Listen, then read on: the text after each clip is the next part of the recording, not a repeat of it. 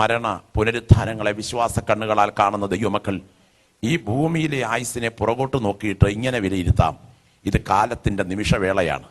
എന്നാൽ കാലത്തിൻ്റെ നിമിഷവേളകളിൽ നിൽക്കുന്ന ഒരു ദൈവപൈതൽ നിത്യതയുടെ എത്തും പിടിയുമില്ലാത്ത യുഗങ്ങളിലെ പ്രതിഫലത്തിനായി പ്രയത്നിക്കുന്ന ഒന്നുണ്ടെങ്കിൽ അത് കർത്താവിന് വേണ്ടി ചെയ്യുന്ന സേവനങ്ങൾ മാത്രമാണ്. ഇവിടെ നാം എന്തൊക്കെ കൂട്ടിയാലും, മക്കൾക്ക് വേണ്ടി സമ്പാദിച്ചാൽ, ആരോഗ്യകരമായ കാര്യങ്ങൾക്ക് വേണ്ടി ക്രമീകരണങ്ങൾ ചെയ്താൽ, ഇതെല്ലാം കുഴിമാടം കൊണ്ട് തീരും. എന്നാൽ ഈ കൊച്ചായുസ് കൊണ്ട് നിത്യതയ്ക്കായി എന്തെങ്കിലും ചെയ്യാൻ കഴിയുന്നെങ്കിൽ അവരെ പോലെ ധന്യർ മറ്റാരില്ല എന്നുള്ള കാര്യത്തിൽ രണ്ടു പക്ഷമില്ല. നിങ്ങളുടെയൊക്കെയും പ്രയത്നങ്ങൾ വൃഥാവല്ല. നിശ്ചയമായും ഒരു നാൾ പ്രതിഫല വിഭജന ദിനം, വിശുദ്ധന്മാരുടെ പേർ വിളിക്കുന്ന നാളുകളിൽ നിങ്ങൾ അധ്വാനിച്ചതിന് ഇതിനു വേണ്ടി ഒരു ചെറുവിരൽ അനക്കിയിട്ടുണ്ടെങ്കിൽ അവിടെ പ്രതിഫലം ലഭിക്കാതിരിക്കയില്ല എന്ന് ഞാൻ വിശ്വസിക്കുന്നു. ദൈവത്തിന് സ്തോത്രം. ഞാൻ പറയട്ടെ, ദൈവത്തിന്റെ വചനത്തിൽ നമുക്ക് ഇങ്ങനെ വെളിപ്പാട് പുസ്തകത്തിൽ കാണുവാനായിട്ട് കഴിയും. അവരുടെ ശുശ്രൂഷ കാലം തികഞ്ഞ ശേഷം ആഴത്തിൽ നിന്ന് കയറി വരുന്ന മൃഗം അവരോട് യുദ്ധം ചെയ്തവരെ കൊന്നുകളയും. യുഗത്തിന്റെ അന്ത്യത്തിൽ സംഭവിപ്പാൻ തുടങ്ങുന്ന എതിർ ക്രിസ്തുവിന്റെ ആക്രമണത്തിൽ കൊല്ലപ്പെടുന്ന രണ്ട് സാക്ഷികളെ കുറിച്ചുള്ള പരാമർശനമാണ്. അതിൽ എന്നെ ഏറെ ചിന്തിപ്പിച്ചിരിക്കുന്ന ഒരു കാര്യം, അവരുടെ ശുശ്രൂഷ കാലം തികഞ്ഞ ശേഷം ഈ ഭൂമിയിൽ യേശു ക്രിസ്തുവിന് ശുശ്രൂഷയ്ക്ക് ദൈവം ഒരു കാലം നിർണയിച്ചിരുന്നു. അത് 1260 ദിവസം എന്ന 3.5 വർഷമായിരുന്നു. ആ കാലഘട്ടത്തിന്റെ ആദ്യ സന്ദർഭങ്ങളിൽ അവനെ കൊല്ലാൻ ശ്രമിച്ചവരോട് അവൻ ഇങ്ങനെ പറഞ്ഞു: എൻ്റെ നാഴിക ഇതുവരെ വന്നിട്ടില്ല. എന്നാൽ അവസാന ഘട്ടത്തിൽ ഗതസമനയിലെ പ്രാണവേദനയിൽ കർത്താവ് പറഞ്ഞു: പിതാവേ, നാഴിക വന്നിരിക്കുന്നു. ഒരു വസ്തുത ഓർക്കുക, നാഴിക വന്നതിന് ശേഷം ഇവിടെ തുടരുന്നതും നാഴിക വരുന്നതിന് മുൻപ് ഇവിടുന്ന് കടന്നു പോകുന്നതും ഒരുപോലെ അപകടകരമാണ്. അത് മനസ്സിലാക്കുന്ന എത്ര ദൈവമക്കൾ ഇവിടെയുണ്ട്? നാഴിക വന്നതിന് ശേഷം വൈദ്യശാസ്ത്ര വിദഗ്ധന്മാർക്കോ സർജിക്കൽ വിദഗ്ധന്മാർക്കോ നമ്മുടെ ആയുസിനെ കുറച്ചുകൂടെ ഒന്ന് നീട്ടിക്കിട്ടാൻ ക്രമീകരണങ്ങൾ ചെയ്തെന്ന് വരാം. അതിനുശേഷം കർത്താവിന് വേണ്ടി എന്തെങ്കിലും ചെയ്യുന്നതിനേക്കാൾ ഈ ഭൂമിയിൽ ദൈവം നമുക്ക് തരുന്ന സമയത്തിനുള്ളിൽ കർത്താവിന് വേണ്ടി എന്തെങ്കിലും ചെയ്യുന്നതാണ് ഏറ്റവും ഭാഗ്യം എന്ന് വിശ്വസിക്കുന്നവരാണ് ജീവൻ പ്രാപിച്ച ദൈവമക്കളെങ്കിൽ ഈ പ്രയത്നങ്ങളെ കർത്താവ് മാനിക്കട്ടെ എന്ന് ഞാൻ ദൈവസന്നിധിയിൽ പ്രത്യേകം പ്രാർത്ഥിക്കുന്നു. ഈ മിനിസ്ട്രിയോട് എൻ്റെ ഹൃദയത്തിൻ്റെ ഭാഷയിലെ കൃതജ്ഞത ഈ തരുണത്തിൽ ഞാൻ പ്രകാശിപ്പിക്കട്ടെ. കർത്താവിന് സ്തോത്രം. പ്രിയ തമ്പിച്ചായൻ പല പ്രാവശ്യം ഈ കാര്യങ്ങൾക്ക് വേണ്ടി വിളിക്കുകയും കർത്താവിൻ്റെ ദാസി കുഞ്ഞുങ്ങൾ, ആ കുടുംബമൊക്കെ അതിനുവേണ്ടി ആഴത്തിൽ ഡെഡിക്കേറ്റഡ് ആണ്. സുവിശേഷാത്മാവുള്ള ആ കുടുംബത്തെ, അവരുടെ പ്രവർത്തനത്തെ ഞാൻ ഓർക്കുകയാണ്. ഒരു ചെറിയ പ്രവർത്തനം, സ്തോത്രം, ഒരു മാഗസിൻ്റെ പ്രവർത്തനം. പക്ഷേ അമേരിക്കയിലെ പല പട്ടണങ്ങളിൽ താൻ ഇരിക്കുന്ന ഭവനത്തിലും ജോലി സ്ഥലത്തും ഇരുന്നു കൊണ്ട് തൻ്റെ മൊബൈലിലൂടെ ക്രമീകരിച്ച യോഗങ്ങളുടെ അറേഞ്ച്മെൻറ്റുകളും അതിൻ്റെ വിജയവും കണക്ക് കൂട്ടുമ്പോൾ ഒരു വസ്തുത ഓർക്കുക, ആ കർത്തൃദാസനെ കൊണ്ട് നിത്യതയ്ക്ക് വേണ്ടി ഇത്രയും ചെയ്യാൻ കഴിയുന്നെങ്കിൽ നിങ്ങളിൽ ചിലരെ കൊണ്ട് ഇനിയും കർത്താവിന് വേണ്ടി ചിലത് ചെയ്യാൻ കഴിയും എന്നുള്ള കാര്യത്തിൽ രണ്ടു പക്ഷമില്ല. ദൈവം ഈ പ്രയത്നങ്ങളെ മാനിക്കട്ടെ. അതെ, ഞാൻ പലപ്പോഴും ഓർക്കാറുള്ളത് പോലെ അടിസ്ഥാനമിട്ടവൻ ദൈവമാണെങ്കിൽ പണി പൂർത്തിയാക്കാതെ അവൻ്റെ കരം പിൻവലിക്കയില്ല. ഇതിൻ്റെ പുറകിൽ അടിസ്ഥാനമിട്ടവൻ ദൈവമാണ്. ആ കരം ഈ പ്രവർത്തനത്തിൻ്റെ പുറകിൽ ഉണ്ടായിരിക്കും. ഇന്ന് രാത്രി യോഗത്തിൽ അധ്യക്ഷം വഹിക്കുന്ന പാസ്റ്റർ കെ പി മാത്യു അവറുകൾ എൻ്റെ അടുത്ത സ്നേഹിതനാണ്. കർത്താവ് നൽകിയിട്ടുള്ള നല്ല ബന്ധങ്ങളെ ഓർത്ത് താൻ മുൻപ് ശുശ്രൂഷിച്ച കുവൈറ്റിലെ സഭയിലും മറ്റും ക്രമീകരിച്ച യോഗത്തിൽ കടന്നുപോയി വചനം പ്രസംഗിക്കുവാനും അവിടെയുള്ള കർത്തൃദാസനും സഭയും തമ്മിലുള്ള സജീവമായ ആത്മീയ ബന്ധവും തൻ്റെ അനുഗ്രഹിക്കപ്പെട്ട ശുശ്രൂഷയും നേരിട്ട് കാണുവാനും എനിക്ക് അവസരമുണ്ടായിട്ടുള്ളത് പുറകോട്ട് തിരിഞ്ഞോർക്കുകയാണ്. ബഹുമാന്യനായ പ്രിയ റെജിമോൻ പാസ്റ്ററിലൂടെ അനുഗ്രഹീതമായൊരു സന്ദേശം കർത്താവ് നമുക്ക് ഇന്ന് രാത്രിയിൽ നൽകി. പാസ്റ്റർ മാത്യു ആദിയായ അനുഗ്രഹിക്കപ്പെട്ട ദൈവദാസന്മാർ, വിലപ്പെട്ട കർത്തൃദാസന്മാർ എല്ലാവരെയും ഓർത്ത് ഞാൻ കർത്താവിന് സ്തോത്രം ചെയ്യുകയാണ്. ഇന്ന് രാത്രി നമുക്ക് ഒരുമിച്ച് കർത്താവിൻ്റെ മുഖത്തേക്ക് നോക്കാം. എല്ലാ പ്രിയപ്പെട്ടവരുടെയും കണ്ണുകൾ ദൈവമുഖത്തേക്ക് ഉയരട്ടെ. പ്രാർത്ഥിക്കുവാൻ ദൈവം കൃപ തന്നിട്ടുള്ള സകല ദൈവമക്കളും പ്രാർത്ഥനയ്ക്കായി ദൈവമുഖത്തേക്ക് കണ്ണുകൾ ഉയർത്തുക. ഒരു വായ് പോലും ഇന്ന് രാത്രി ഇവിടെ അടഞ്ഞിരിക്കരുത്. ഒരധരം പോലും ഇന്ന് രാത്രി ഇവിടെ പൂട്ടിയിരിക്കരുത്. അഭിഷിക്തരായ ദൈവമക്കൾ എല്ലാവരും അല്പ മിനിറ്റുകൾ പ്രാർത്ഥനയിൽ ജാഗരിച്ചാട്ടെ. നിങ്ങളുടെ വലത് കരങ്ങൾ ദൈവസന്നിധിയിൽ ഉയർത്തിപ്പിടിച്ചുകൊണ്ട് അല്പ മിനിറ്റുകൾ ഒരുമിച്ച് നമുക്ക് ആത്മാവിൽ പ്രാർത്ഥിക്കാം. ഇന്ന് രാത്രി ഒരു വലിയ ദൈവപ്രവൃത്തി ഇവിടെ നടക്കുന്ന രാത്രിയായി തീരേണ്ടതിന് വലത് കരങ്ങൾ ഉയർത്തിപ്പിടിച്ച് നമുക്ക് ഒരുമിച്ച് ആത്മനിറവിൽ സ്തോത്രം ചെയ്ത് പ്രാർത്ഥിക്കാം. എല്ലാവരുടെയും നാവിൽ നിന്ന് പ്രാർത്ഥനയുടെ ശബ്ദം ഉയരട്ടെ. ഗ്ലോറി, ഹല്ലേലൂയ, ഹല്ലേലൂയ, ഹല്ലേലൂയ. വാപൂട്ടി മൗനമായി അനങ്ങാൻ പാറ നയം സ്വീകരിച്ച് ദൈവത്തിന് സ്തോത്രം മിണ്ടാവൃതം അനുഷ്ഠിച്ച് ഇന്ന് രാത്രി യോഗത്തിലിരിക്കുന്നതല്ല അതിൻ്റെ അന്തസ്. ആത്മനിറവ് പ്രാപിച്ച ദൈവമക്കളിൽ ഒരഭിഷേകത്തിൻ്റെ അധികാരം വ്യാപരിക്കുന്നുണ്ട്. അവരിയ്ക്കുന്ന ഇരിപ്പിൽ പ്രാർത്ഥനയുടെ പുറകിൽ അധികാരം ചലിക്കുന്നുണ്ട്. നമുക്കിന്ന് രാത്രി ആത്മനിറവിൽ ഒന്ന് പ്രാർത്ഥിച്ചു തുടങ്ങാം. പ്രാർത്ഥന ഉയരട്ടെ, പ്രാർത്ഥന ഉയരട്ടെ, പ്രാർത്ഥന ഉയരട്ടെ. ഈ ഇവിടെ ഇരുന്ന് പ്രാർത്ഥിച്ചു കൊണ്ടിരിക്കുമ്പോൾ നിന്റെ പ്രാർത്ഥനാ വിഷയം കിടക്കുന്ന ഇടം തുടത്തക്ക വിധം ആത്മമണ്ഡലം ചലിക്കുന്ന രാത്രിയായി ഇന്ന് രാത്രിയെ തീരട്ടെ. ഇരുട്ടിന്റെ ശക്തികൾ ബന്ധിച്ചൊതുക്കി നിത്യ നരകത്തിലേക്ക് വലിച്ചിഴയ്ക്കുന്ന ചില ആത്മാക്കളെ ഇന്ന് രാത്രി യോഗം അവസാനിക്കുന്നതിന് മുൻപ് നരക കവാടങ്ങളുടെ നുകക്കഴികളെ വെട്ടിമാറ്റി നിത്യതയ്ക്കായി സ്വർഗം വിടുവിച്ചെടുക്കുന്ന രാത്രിയായി തീരേണ്ടതിന് ഈ പള്ളിക്കകത്ത് ദൈവം നമുക്ക് അനുകൂലമായൊരു സന്ദർഭം നൽകിയപ്പോൾ ആത്മഭാരത്തോടെ ചിക്കാഗോയ്ക്ക് വേണ്ടി പ്രാർത്ഥിക്കുന്ന പ്രാർത്ഥനാ വീരന്മാരുടെ വിശുദ്ധ കരങ്ങൾ ഉയർത്തി മധ്യസ്ഥതയണച്ച് പോരാടുന്ന രാത്രിയായി രാത്രി തീരട്ടെ.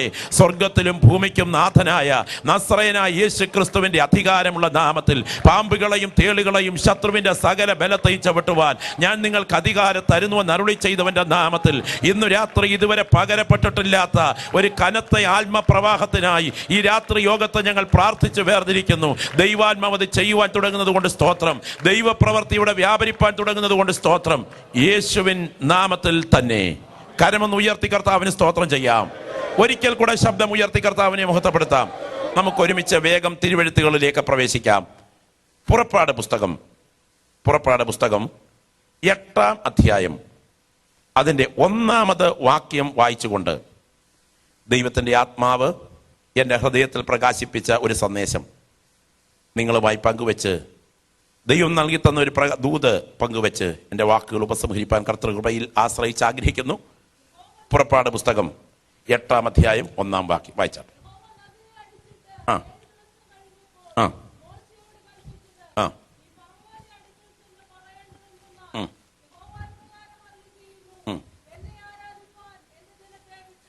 മതി. വളരെ പ്രാർത്ഥനയോടെ തികച്ചും ഏകാഗ്രതയോടെ ദൈവസന്നിധാന ചിന്തയോടെ നമുക്ക് ദൈവസന്നിധാനത്തെങ്കിലായിരിക്കാം. നാടൻ ശൈലിയിൽ പറഞ്ഞാൽ ഒരേ ശക്തിയിൽ ഒരു മഴ ഒരു റബ്ബർ തോട്ടത്തിൽ പെയ്താൽ അറിയാമല്ലോ, അവിടുത്തെ ചിരട്ടകളിലെ വെള്ളത്തിന്റെ അളവ് ഒരു നിറവായിരിക്കില്ല. അത് ഈ മഴയുടെ തകരാറല്ല, ചിരട്ടയുടെ ഇരിപ്പിന്റെ തകരാറാ. ചില ചിരട്ട കമിഴ്ന്നിരിക്കും, ഇടിവെട്ടി പെയ്താൽ ഒരു തുള്ളി വെള്ളം അതിനകത്ത് കയറില്ല. ചിലത് ചരിഞ്ഞിരിക്കും, അതിൽ അത്രയും കൊള്ളും. ചിലത് നെവിരെ ഇരിക്കും, അതിൽ തുളുമ്പിക്കൊള്ളും. ഇന്ന് രാത്രി നിങ്ങളുടെ ശരീരം എങ്ങനെ ഇരിക്കുന്നു എന്ന് എനിക്ക് വിഷയമല്ല. നിങ്ങളുടെ ഹൃദയം ദൈവസന്നിധിയിൽ നെവിരെ തുറന്നു വെച്ചാൽ സ്വർഗത്തിലെ അനുഗ്രഹങ്ങളുടെ കലവറ തുറന്ന് നമ്മെ അനുഗ്രഹിപ്പാൻ കഴിവുള്ളവൻ ഇന്ന് രാത്രി യോഗത്തിലെത്തിയിട്ടുണ്ട്. ദൈവം പ്രത്യേകം വിളിച്ചു വേർതിരിച്ച ജനതയാണ് ഇസ്രായേൽ ജനത. ലോകഗതിയുടെ നാഴികക്കല്ലും മനുഷ്യചരിത്രത്തിന്റെ നട്ടെല്ലും കാലഗതിയുടെ കാതലുമായി ദൈവത്താൽ തിരഞ്ഞെടുക്കപ്പെട്ട ഒരു പ്രത്യേക ജനവിഭാഗമാണ് യഹൂദൻ. യഹൂദനെ പോലെ ഒരു ജനത ലോക ചരിത്രത്തിൽ ഇതപ്പര്യന്തം ഉണ്ടായിട്ടില്ല. ആഴത്തിൽ പഠിച്ചു ചെന്നാൽ ആശയം വെളിപ്പെടുത്തുവാനുള്ള ഭാഷയ്ക്ക് അക്ഷരമാല തയ്യാറാക്കുക എന്ന വിദ്യ ലോകത്തിൽ ഏതെങ്കിലും ഒരുത്തന്റെ ബുദ്ധിമൂശയിൽ തലച്ചോറിൽ ഉരുത്തിരിയുന്നതിന് മുൻപ് ലോകത്തിലെ സകല കോടതിയിലും നിലവിലിരിക്കുന്ന നീതിന്യായ നിയമങ്ങളുടെ അസ്ഥിവാരമായ മോശയ്യ നിയമങ്ങൾ ലോകത്തിന് സംഭാവന ചെയ്യുവാൻ ദൈവം മുൻകണ്ട ജനതയാണ് ഈ ജനത. ഈ ജനതയെപ്പോലൊരു ജനത ചരിത്രത്തിൽ എവിടെയാണുള്ളത്? ഈ ജനതയെ തിരഞ്ഞെടുക്കുവാൻ അതിപ്രധാനമായി 4 ഉദ്ദേശങ്ങൾ ദൈവത്തിനുണ്ടായിരുന്നു. ഉദ്ദേശം 1, ബഹുദൈവാരാധന മനുഷ്യഹൃദയങ്ങളെ അന്ധകാരാവൃതമാക്കിയ ആ കാലഘട്ടത്തിൽ കുലദൈവാരാധനകൾ ഉയർന്നു നിൽക്കുമ്പോൾ ഏക സത്യ ദൈവത്തെ വ്യവസ്ഥ പ്രകാരം സേവിപ്പാൻ ദൈവം ഇസ്രായേലിനെ തിരഞ്ഞെടുത്തു.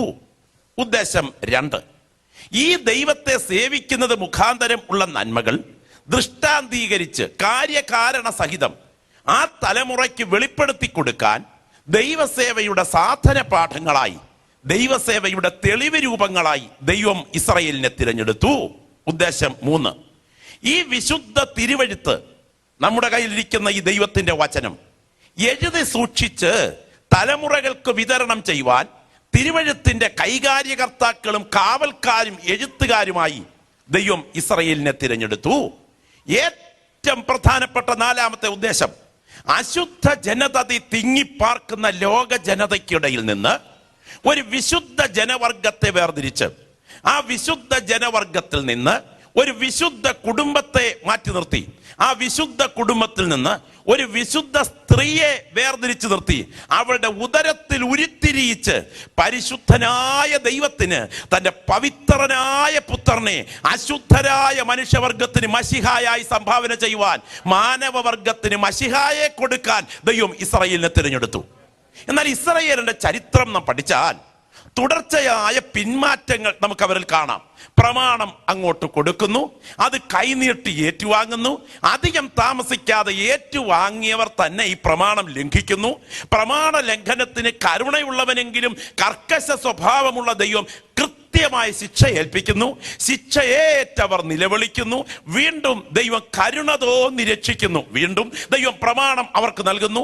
പ്രമാണം അവർ കൈനീട്ടി ഏറ്റുവാങ്ങുന്നു. പ്രമാണം അവർ വേദിക്കല്ലിൽ ബലി കഴിക്കുന്നു. പ്രമാണ ലംഘനത്തിന് തമ്പുരാൻ അടികൊടുക്കുന്നു. അത് കഴിഞ്ഞ് അവർ നിലവിളിക്കുന്നു. വീണ്ടും അവരെ രക്ഷിക്കുന്നു. വീണ്ടും പ്രമാണം ഏറ്റുവാങ്ങുന്നു. പ്രമാണം ലംഘിക്കുന്നു. പ്രമാണ ലംഘനത്തിന് ശിക്ഷിക്കുന്നു. അവർ ശിക്ഷയേറ്റ് നിലവിളിക്കുന്നു. സർവശക്തൻ കരുണ തോന്നി രക്ഷിക്കുന്നു. ഈ ഉയർച്ചയും താഴ്ചയും, ഈ വളർച്ചയും തളർച്ചയും, ഈ കുതിപ്പും കിതപ്പുമാണ് ഇനി അധികം താമസമിന നാം ആരാധിക്കുന്ന നമ്മുടെ കർത്താവ് ആകാശമണ്ഡലത്തിൽ നിന്ന് വെള്ള കുതിരമേൽ കരേറി ഒലിവുമലയുടെ മുകൾ പരപ്പിലേക്ക് വന്നിറങ്ങുമ്പോൾ എതിർ ക്രിസ്തുവിന്റെ ഭീകര പീഡയുടെ ചോരച്ചെളിയിൽ നിവർണമാകുന്ന നിലവിളിക്കുന്ന ഈ ജനത ഒരുപോലെ മുട്ടുമടക്കി യേശുവിനെ സ്വീകരിക്കും വരെ ഏറ്റെടുക്കാൻ തുടങ്ങുന്ന പ്രക്രിയ, ഈ ഉയർച്ചയും തളർച്ചയും വളർച്ചയും ഉയർച്ചയും, ഈ താഴ്ചയും ഉയർച്ചയും കുതിപ്പും കിതപ്പും തന്നെ ചരിത്രത്തിൽ തുടരും. സ്തോത്രം. ഒരു ക്ഷാമം ഉണ്ടായത് മുഖാന്തരം ജീവിക്കാൻ എന്ന ഭാവത്തിൽ യാക്കോബും കുടുംബവും ഈജിപ്തിന്റെ മണ്ണിലേക്ക് ചേക്കേറി. കാലത്തിന്റെ കടന്നുപോക്കിൽ യാക്കോബിനെയും കുടുംബത്തെയും അറിയാത്ത കഠിനഹൃദയനായ ഒരു ഫറവോൻ എഴുന്നേറ്റു. കഠിനമായി ജോലി ചെയ്യിക്കുകയും ദേഹദണ്ഡനം ശരിക്ക് കൊടുക്കുകയും ആഹാരം കൊടുക്കാതിരിക്കുകയും പ്രതിഫലം കിട്ടാതിരിക്കുകയും ചെയ്തപ്പോൾ അവരുടെ ചാട്ടവാർ യഹൂദന്റെ പുറത്ത് ചോരച്ചാലുകൾ കീറിയപ്പോൾ അവരുടെ കണ്ണുനീർത്തുള്ളികൾ അവിടുത്തെ മേൽവിചാരകന്റെ മുൻപിൽ പൊഴിഞ്ഞില്ലെങ്കിലും സ്വർഗത്തിലെ ദൈവത്തിന്റെ മുൻപിൽ അവരവരുടെ സങ്കടം പകർന്നു വെച്ചു.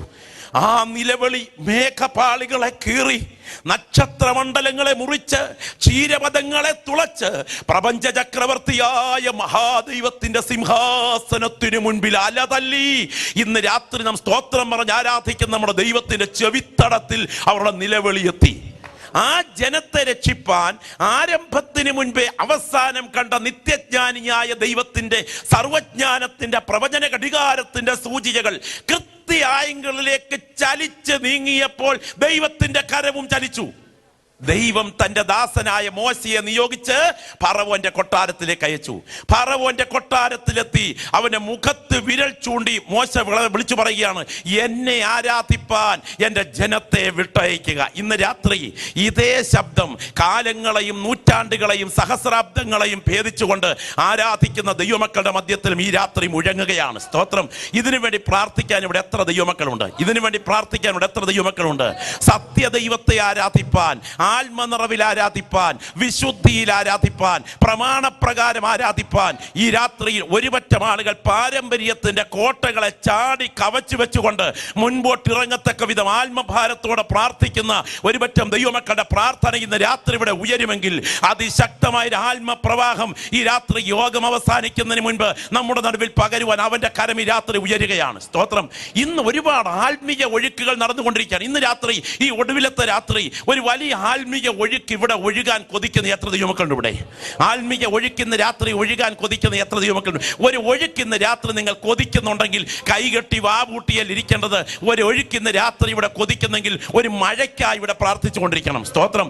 9,30,00,000 മൈൽ അപ്പുറത്ത് നിന്ന് കത്തിജ്വലിക്കുന്ന സൂര്യന്റെ താപം ഈ ജലാശയത്തിൽ പതിച്ച് അവിടുന്ന് ഉയരുന്ന നീരാവിയാണ് മേഘപാളികളായി മാറി തണുത്ത് തപിച്ചു മഴയായി താഴേക്ക് ഒഴുകുന്നതെങ്കിൽ ഇന്ന് രാത്രിയിൽ വെറുതെ ഉള്ള ഒഴുക്കല്ല ഇവിടെ ഒഴുകേണ്ടത്.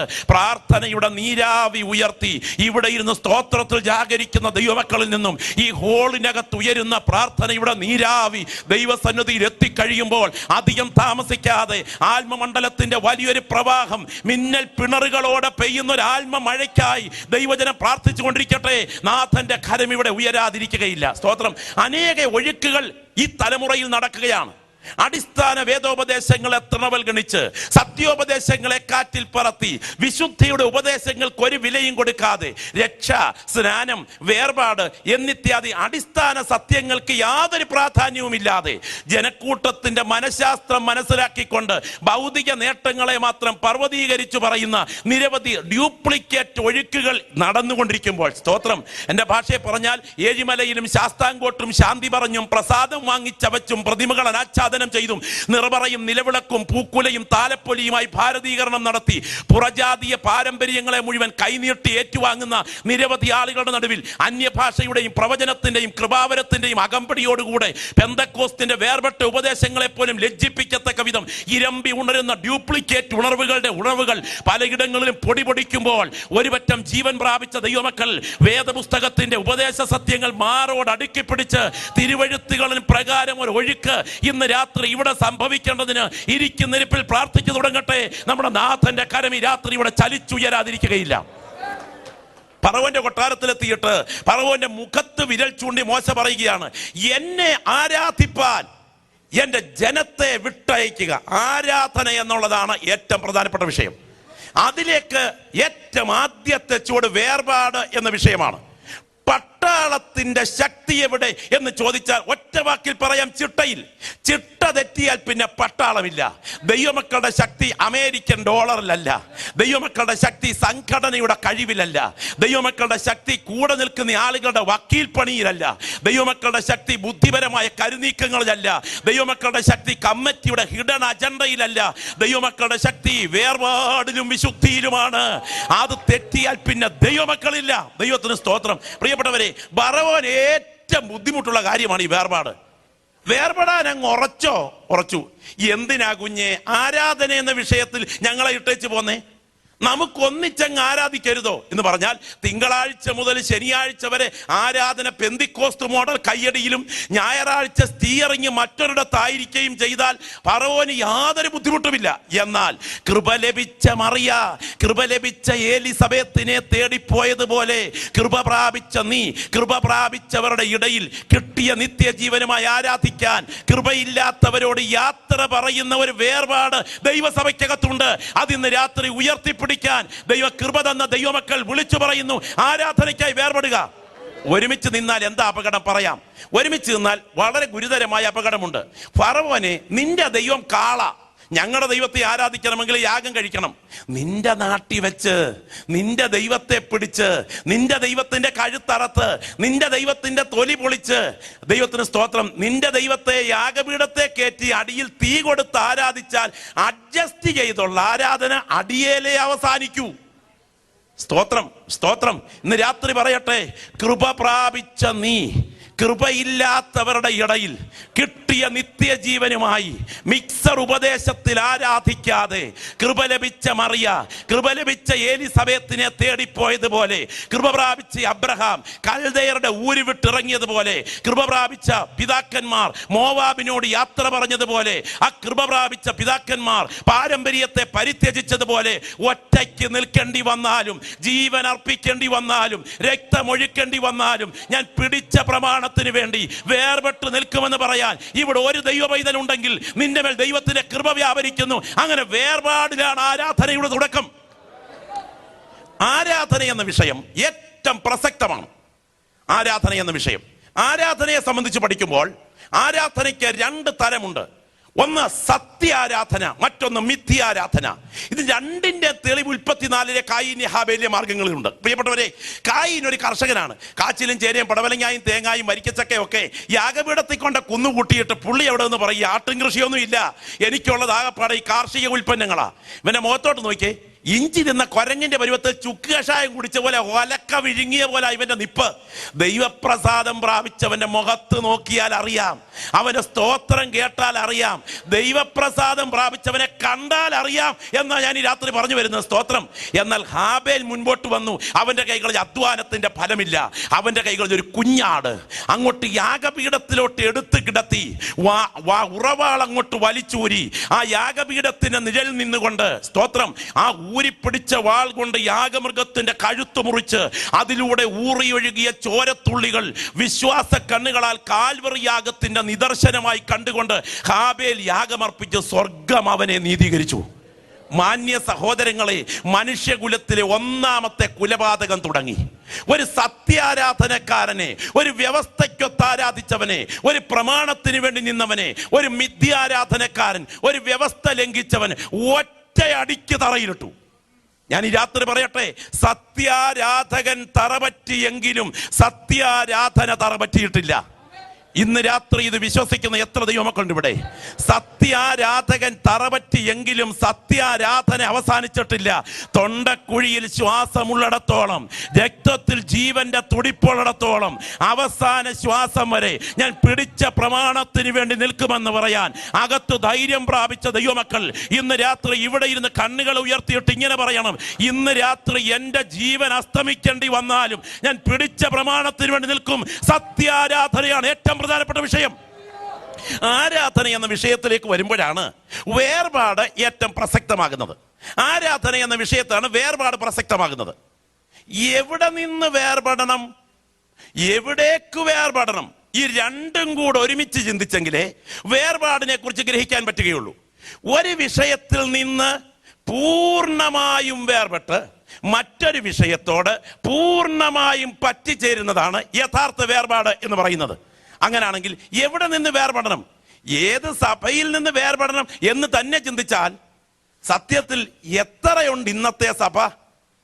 കത്തോലിക്ക, യാക്കോബായ, ഓർത്തഡോക്സ്, CSI, CNI, ഇവാഞ്ചലിക്കൽ, പത്യം, IPC, ചർച്ച് ഓഫ് ഗോഡ്, ഷാരോന്, ദീപെന്തിക്കോസ്, ഫ്രീ പെന്തിക്കോസ്, കാൽവറി, കല്ലുമല എന്ന് വേണ്ട, നെല്ലിക്കാച്ചാക്കിന്റെ കുത്തഴിച്ചു വിട്ടതുപോലെ, മുതിരച്ചാക്കിന്റെ കുത്തഴിച്ചു വിട്ടതുപോലെ ഇവിടെ സഭകൾ പലതും പെരുകിപ്രവഹിച്ച് കിടക്കുമ്പോൾ ഇതിനകത്ത് ഒറിജിനൽ ഏതാ, ഇതിനകത്ത് ഡ്യൂപ്ലിക്കേറ്റ് ഏതാന്ന് എങ്ങനെ അറിയാൻ പറ്റും? ദൈവത്തിന് സ്തോത്രം. ഇനി വളരെ വസ്തുതയായി ചിന്തിച്ചാൽ അപ്പൊ എത്രയുണ്ട് സഭ? അത് മുതൽ ചിന്തിക്കണം, എങ്ങോട്ട് വേർപെടണമെന്ന് ചിന്തിക്കാൻ. പ്രിയപ്പെട്ടവരെ, ഒരു കാര്യം ഓർക്കണം, ദൈവത്തിന് സ്തോത്രം, പെന്തക്കോസ്തുകാരെല്ലാം വിശുദ്ധരാണ് എന്നല്ല ഞാൻ പറയുന്നത്. പെന്തക്കോസ്തിൽ ഉഗ്രം കള്ളന്മാരുണ്ട്. സ്തോത്രം, പ്രൈസ് ദി ലോർഡ്. അപ്പൊ ഒരു കാര്യം ഓർക്കണം, 12 യൂദായാണെങ്കിൽ 120 വിശ്വാസികളിൽ അത്രയും പ്രതീക്ഷിക്കാം. ദൈവത്തിന് സ്തോത്രം. അങ്ങനെയാണെങ്കിൽ ഇരിക്കുന്നവരെ മുഴുവൻ വിശുദ്ധരാക്കിക്കൊണ്ടല്ല ഈ രാത്രി ഞാൻ വിളിച്ചു പറയുന്നത്. പ്രമാണം ഉയർത്തിപ്പിടിക്കാൻ ധൈര്യമുള്ള ഒരുപറ്റം വിശുദ്ധന്മാർ ഈ മണ്ണിലുണ്ടെങ്കിൽ നിങ്ങൾക്ക് വേണ്ടി പകരുന്ന ദൈവശക്തി ഇവിടെയും വ്യാപരിക്കുന്നുണ്ട്. എന്നൊരു വസ്തുത പറയട്ടെ, എത്രയുണ്ട് സഭ? ചരിത്രത്തിൽ നിന്നൊന്നെടുക്കാം, സഭാ ചരിത്രത്തിൽ നിന്നൊന്നെടുക്കാം. വേദപുസ്തകത്തിന്റെ വെളിച്ചത്തിൽ എല്ലാ സമയത്തിന്റെ പരിമിതിയും പരിധിയും ഒക്കെ നിശ്ചയിച്ചാൽ കൃത്യസമയം നിശ്ചയിക്കാം. നിങ്ങൾ അവസാനിപ്പിക്കാൻ നിങ്ങൾ ശ്രദ്ധിച്ച് കേൾക്കുക. എത്രയുണ്ട് സഭ? അപ്പോൾ എങ്ങോട്ട് വേർപെടണമെന്ന് വ്യക്തമാകും. എത്രയുണ്ട് സഭ? ഇതിൽ സഭാചരിത്രത്തിൽ നിന്ന് എടുക്കാം. സഭാചരിത്രം നമുക്കറിയാം. 325 AD 318 പിതാക്കന്മാർ നിക്കയിലെ ബിഥുനിയിൽ ഒരുമിച്ച് കൂടി വാദിച്ചും തർക്കിച്ചും രൂപപ്പെടുത്തിയതാണ് യേശുക്രിസ്തുവിന്റെ തൃത്വത്തെ സ്ഥാപിച്ചുകൊണ്ടുള്ള നിക്കിയ വിശ്വാസ പ്രമാണം. വളരെ മനോഹരമായ തൃത്വം സ്ഥാപിക്കുന്ന വിശ്വാസ പ്രമാണത്തിൽ ഏറെ ഗൗരവമായ കാര്യമാണ്. പെന്തക്കോസ്തുകാരായ ദൈവമക്കൾക്ക് ഇതൊക്കെ കേൾക്കുന്ന സമയത്ത് മന്ത്രവാദമോ ഗൂഢോത്രമോ ക്ഷുദ്രമാണെന്നൊക്കെ തോന്നും. ഇനി അറബിക്കെട്ടെന്ന് പറയുന്നത് പോലെ തന്നെ ചില കെട്ടുകളുടെ കൂട്ടത്തിൽ പൗരോഹിത്യ ബന്ധനമെന്നൊക്കെ പറഞ്ഞ് ചില ആൾക്കാർക്ക് അതിനെക്കുറിച്ചൊരു ഭേദ്യമുണ്ട്. ഒരു കാര്യം ഞാൻ പറയട്ടെ, ദയറാപ്പട്ടക്കാരായ പിതാക്കന്മാർ എഴുതി വെച്ച് അനുഗ്രഹിക്കപ്പെട്ട സന്ദേശങ്ങളിലെ സത്യാവസ്ഥ എടുത്തു കഴിയുമ്പോൾ തത്വമോർത്ത് സ്തോത്രം പറയാൻ യാതൊന്നിനും ബുദ്ധിമുട്ടണ്ട. കരം ഉയർത്തി തന്നെ സ്തോത്രം പറയാം, അല്ലേ? മക്കളിൽ അപ്പൻ കൃപ ചെയ്വതുപോലെ ഹല്ലേലൂയ, ഭക്തന്മാരിൽ ദൈവം കൃപ ചെയ്യും. എന്താ കുറ്റം? മക്കളിൽ അപ്പൻ കൃപ ചെയ്യുന്നത് പോലെ ഭക്തനിൽ ദൈവം കൃപ ചെയ്യത്തുള്ളൂ. നീ മോനായിട്ടില്ലെങ്കിൽ നിന്റെ കാര്യം പോക്കാന്നായി പറഞ്ഞു എന്നെ സാരം. ദൈവത്തിന് സ്തോത്രം, അല്ലേ? കർത്താവേ, നിൻ രക്തശരീരങ്ങൾ കൈക്കൊണ്ട് ഭക്തരതായി മരിച്ചോർ കരുളണമേ നല്ലോർമ്മ. എന്നാ കുറ്റം? പകലന്തിയോളം പാടുപെട്ട് കിട്ടുന്ന പണം മുഴുവൻ പട്ടക്കടയിൽ കൊണ്ട് പണയം വെച്ച് പമ്പറന്നോടത്ത് മുടിക്കുത്തിന് പിടിച്ച് ഇത് വാങ്ങി അകത്താക്കിയിട്ട് ഇടിച്ച് വല്ലവനും തല്ലി ഓട വഴിയിൽ കിടന്ന് അകാല ചരമം പ്രാപിച്ചവനെ എടുത്തുകൊണ്ട് വന്ന് ഇത് തലയ്ക്ക് പാടി അർത്ഥം എന്നാണെന്നറിയാമോ? കർത്താവേ, ഭക്തനായിട്ടല്ല പോന്നിരിക്കുന്നതെങ്കിൽ പുള്ളി അങ്ങോട്ട് കയറ്റണ്ടെന്നായി പറഞ്ഞു വന്നത്. അങ്ങനെയാണെങ്കിൽ സത്യം പിതാക്കന്മാർ എഴുതി വെച്ചിട്ടുണ്ട്, കുറ്റം പറയേണ്ട കാര്യമില്ല. ആ അനുഗ്രഹിക്കപ്പെട്ട വചനങ്ങളെ ഓർത്ത് സ്തോത്രം പറഞ്ഞാൽ മാത്രം മതി. ഈ നിക്കിയ വിശ്വാസ പ്രമാണത്തിൽ 1-ാം ഭാഗം പിതാവിനെ കുറിച്ചാ. പിതാവായി സർവശക്തനായി എന്ന് പറഞ്ഞ് തുടങ്ങുന്നു. രണ്ടാം ഭാഗം പുത്രനെ കുറിച്ചാ, ദൈവത്തിന്റെ ഏകപുത്രനും എന്ന് പറഞ്ഞുകൊണ്ട് തുടരുകയാണ്. മൂന്നാമത്തെ ഭാഗം പരിശുദ്ധാത്മാവിനെ കുറിച്ച്, സഭയെ കുറിച്ചുള്ള പരാമർശം ശ്രദ്ധിക്കണം. പിതാവിൽ നിന്ന് പുറപ്പെട്ട് പിതാവിനോടും പുത്രനോടും കൂടെ വന്ദിക്കപ്പെടുന്നവനും സ്തുതിക്കപ്പെടുന്നവനും നിബ്ബന്മാരും സ്ലിഹന്മാരും മുഖാന്തരം സംസാരിച്ച ജീവനും വിശുദ്ധിയുമുള്ള ഏക റൂഹായിലും കാതോലികവും അപ്പസ്തോലികവും ശ്ലൈഹികവും ഏകവും വിശുദ്ധവുമായ സഭയിലും ഞങ്ങൾ വിശ്വസിക്കുന്നു. ഇന്ന് രാത്രി വിശ്വസിക്കുന്ന ഒന്ന് ബോധ്യമുള്ള ദൈവമക്കൾ കരവൊന്ന് ഉയർത്തി കർത്താവിന് സ്തോത്രം ചെയ്താട്ടെ. ഞാൻ കുറ്റം പറയാൻ വന്നതല്ല, ഞാൻ സത്യം പറയാൻ വന്നതാ. സത്യമായി എഴുതി വെച്ചിരിക്കുന്നത്, പിതാക്കന്മാർ എഴുതിയ സത്യം എന്ന് പറഞ്ഞാൽ ഏകവും വിശുദ്ധവുമാണ് സഭ.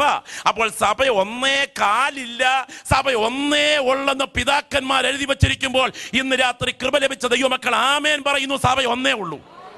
പിന്നെ കത്തോലിക്ക, യാക്കോബായ, ഓർത്തഡോക്സ് ഇങ്ങനെ ഒത്തിരി സഭകളുടെ മധ്യത്തിൽ പെന്തിക്കോസ്തിൽ ഒരേ ഉപദേശമുള്ളത് മാത്രം IPC, ചർച്ച് ഓഫ് ഗോഡ്, ശാരോന്, ദീം ഭ്രീയും കാൽവറിയും കല്ലുമലയും ഒത്തിരി. എന്താ പ്രിയപ്പെട്ടവരെ, ഈ IPC ആയാലും ചർച്ച് ഓഫ് ഗോഡ് ആയാലും ഓർഗനൈസേഷനോട് കൂറും ആ പിതാക്കന്മാർ പഠിപ്പിച്ച ഉപദേശങ്ങളെ കുറിച്ച് ബോധ്യവുമുള്ള ഇന്ത്യൻ പെന്തക്കോസ്ത് ദൈവസഭയിലെ ശുശ്രൂഷകൻ എന്ന നിലയിൽ എനിക്ക് അഭിമാനമുള്ളപ്പോൾ തന്നെ ഒരു വസ്തുത ഞാൻ പറയട്ടെ, ഇതെല്ലാം വെച്ചുകെട്ട് പറയാം എന്ന് പറഞ്ഞാൽ നമ്മുടെ നാട്ടിലെ വാർപ്പ് കെട്ടിടങ്ങൾക്ക് തട്ടും മുട്ടും വെച്ചുകെട്ട് മറയുമില്ലേ?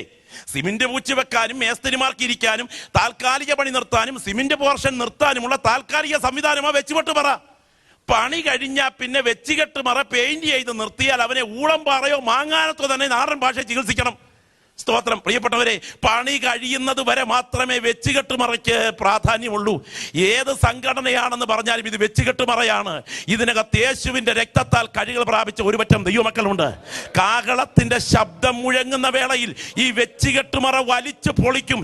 ഇതിനകത്ത് നിന്ന് യേശുവിന്റെ രക്തത്താൽ കഴുകൽ പ്രാപിച്ച ദൈവമക്കൾ പുറത്തു വരുന്ന ദിവസങ്ങൾ കൺമുൻപിലുണ്ട്. അങ്ങനെയാണെങ്കിൽ സംഘടനയേക്കാൾ സഭ ഏതാണെന്ന് വ്യക്തമായി തിരിച്ചറിയണം. വേദപുസ്തകത്തിലേക്ക് നിങ്ങൾ ഒരു നിമിഷം ഒന്ന് ശ്രദ്ധിച്ചേ. വളരെ ശ്രദ്ധിച്ച് ചിന്തിച്ചാൽ ബൈബിളിനകത്ത് എത്ര സഭയുണ്ട്? വേദപുസ്തകത്തിൽ സഭയെക്കുറിച്ചുള്ള ഉപമാന പദപ്രയോഗങ്ങൾ എന്റെ പ്രിയ ശ്രോതാക്കൾ ശ്രദ്ധിക്കണം. കാന്ത, കന്യക, തോട്ടം, കെട്ടിടം, ആലയം, കൈപ്പണി, കൃഷി, മണവാട്ടി, ആട്ടിൻകൂട്ടം. ഓരോന്നും എടുത്ത് വിശദീകരിക്കേണ്ടതുണ്ട്, സമയത്തിന്റെ പരിധി എനിക്കറിയാം. നിങ്ങൾ ശ്രദ്ധിച്ചോ, കാന്ത, കാന്തകൾ അല്ല കാന്ത. തോട്ടം, തോട്ടങ്ങൾ അല്ല തോട്ടം. കൃഷി, കൃഷികൾ അല്ല കൃഷി. മണവാട്ടി, മണവാട്ടികൾ അല്ല മണവാട്ടി. അങ്ങനെയാണെങ്കിൽ കാന്തകളല്ല കാന്തയാണെങ്കിൽ, തോട്ടങ്ങളല്ല തോട്ടമാണെങ്കിൽ, ആലയങ്ങളല്ല ആലയമാണെങ്കിൽ, കൈപ്പണിയല്ല കൈപ്പണികളല്ല കൈപ്പണിയാണെങ്കിൽ, മണവാട്ടികളല്ല മണവാട്ടിയാണെങ്കിൽ, സഭകൾ അല്ല സഭയേ ഉള്ളൂ, ഒന്നേ ഉള്ളൂ ദൈവസഭ എന്ന ബോധ്യമുള്ള അനുഗ്രഹിക്കപ്പെട്ട പ്രിയപ്പെട്ട ഒരു കാര്യം ഓർക്കുക. ഈ പട്ടണത്തിൽ സഭയുടെ ഭാഗമായി ദൈവം എന്നെ നിർത്തിയിരിക്കുന്നെന്ന് ബോധ്യം അകത്ത് ഭരിക്കുന്ന ദൈവമക്കൾ ഇന്ന് രാത്രി കണ്ണുയർത്തി നോക്കട്ടെ. ദൈവത്തിന്റെ സഭ ഒന്നേ ഉള്ളൂ. ആ സഭ ഏതാണ്? ആ സഭ ഏതാണ് എന്ന് മനസ്സിലാക്കണമെങ്കിൽ ആ സഭയുടെ പ്രമാണം എന്താണ് എന്ന് ഗ്രഹിക്കണം. ആ സഭയുടെ പ്രമാണം മനസ്സിലാക്കുവാനായിട്ട് സത്യത്തിൽ ബൈബിളിലേക്ക് കടന്നു പോകേണ്ടിയിരിക്കുന്നു. പ്രിയപ്പെട്ടവരെ, ഈ പറയുന്ന കാര്യങ്ങളൊക്കെ പെട്ടെന്ന് നമുക്ക് ഒരു പരിചയം കൊണ്ട് മനസ്സിലാക്കാൻ ബുദ്ധിമുട്ടുണ്ട്. പണ്ടൊരിക്കൽ സ്കൂളിൽ ഇൻസ്പെക്ഷൻ എന്ന ദൈവത്തിന് സ്തോത്രം അധ്യാപകൻ കുട്ടികളോട് കുശലം പറയുന്നതിനിടയിൽ മലയാളം ക്ലാസ്സിൽ പഠിച്ചുകൊണ്ടിരുന്ന ഒരു വിദ്യാർത്ഥിയെ വിളിച്ച്, മോനെ രാവിലെ എന്നാ കഴിച്ചെന്ന് ചോദിച്ചു. അപ്പൊ അവൻ പറഞ്ഞു, പുട്ടും പയവും. ദൈവത്തിന് സ്തോത്രം. അടുത്തവനോട് ചോദിച്ചു, മോനെ നീ എന്നാ കഴിച്ചേ? അവൻ പറഞ്ഞു, പയം കഞ്ഞി. യാ പ്രയോഗങ്ങൾ വല്ലാതെ വഴിതെറ്റുന്നത് കണ്ടുകൊണ്ട് പ്രധാന മലയാള അധ്യാപകനെ വിളിച്ചിട്ട് ചോദിച്ചു, എന്നാ പിള്ളേരിങ്ങനെ യാ പ്രയോഗങ്ങൾ വഴിതെറ്റിച്ച് പറയുന്നത്? അപ്പൊ രണ്ട് കൈയും മരത്തിൽ പിടിച്ച് ഈ പ്രധാന അധ്യാപകൻ പറഞ്ഞ വാചകം, അങ്ങനെ ഇവിടുത്തെ തയക്കവും പയക്കവും ഒക്കെ എന്ന്. കർത്താവിന് സ്തോത്രം. ഈ രാത്രി പറയട്ടെ, 10,000 കൊല്ലത്തെ തയക്കവും പയക്കവും ഒക്കെ ഒരു വഴിക്ക് കടക്കുമ്പോ ചില ബധിരകർണങ്ങൾക്ക് ഞാൻ ഈ പറയുന്ന ഇന്ന് രാത്രി മനസ്സിലാക്കാൻ ബുദ്ധിമുട്ടുണ്ടെങ്കിലും എന്റെ ദൈവം മുൻകണ്ട ഒരാൾ ഇതിനകത്തുണ്ടെങ്കിൽ നിങ്ങളുടെ കണ്ണ് ദൈവം തുറക്കുന്ന രാത്രിയായിരിക്കും. ദൈവത്തിന് സ്തോത്രം. ഇത് ചരിത്രത്തിൽ സംഭവിച്ചത് എങ്ങനെയെന്ന് ചിന്തിക്കുന്നതിന് മുൻപ് തിരുവെഴുത്തിലേക്ക് നിങ്ങൾ ഇന്ന് രാത്രി ഒന്ന് കടന്നു വരണം. പ്രവർത്തികളുടെ പുസ്തകത്തിലേക്ക് വരാം. 1-ാമത്തെ സുവിശേഷ പ്രഭാഷണത്തിൽ പത്രോസ് ഉയർത്തിയ ഉപദേശ സത്യങ്ങൾ അത് വായിച്ച് കേൾക്കുമ്പം പുസ്തകത്തിന്റെ ക്രമമോർത്ത് കരമുയർത്തി സ്തോത്രം ചെയ്യാനും അനുഭവിച്ച ദൈവമക്കൾക്ക് അതിനോർത്ത് ധൈര്യത്തോടെ ദൈവത്തെ മഹത്വപ്പെടുത്താനും ഇടയാകട്ടെ. പ്രവർത്തികളുടെ പുസ്തകം 2-ാം അധ്യായത്തിന്റെ 42 മുതലുള്ള വാക്യങ്ങൾ ശബ്ദം ഉയർത്തി ഒന്ന് വായിച്ച് സഹായിച്ചാട്ടെ, പെട്ടെന്ന് വായിച്ചാട്ടെ. അവർ അപ്പോസ്തലന്മാരുടെ 39 മുതൽ വായിച്ചു.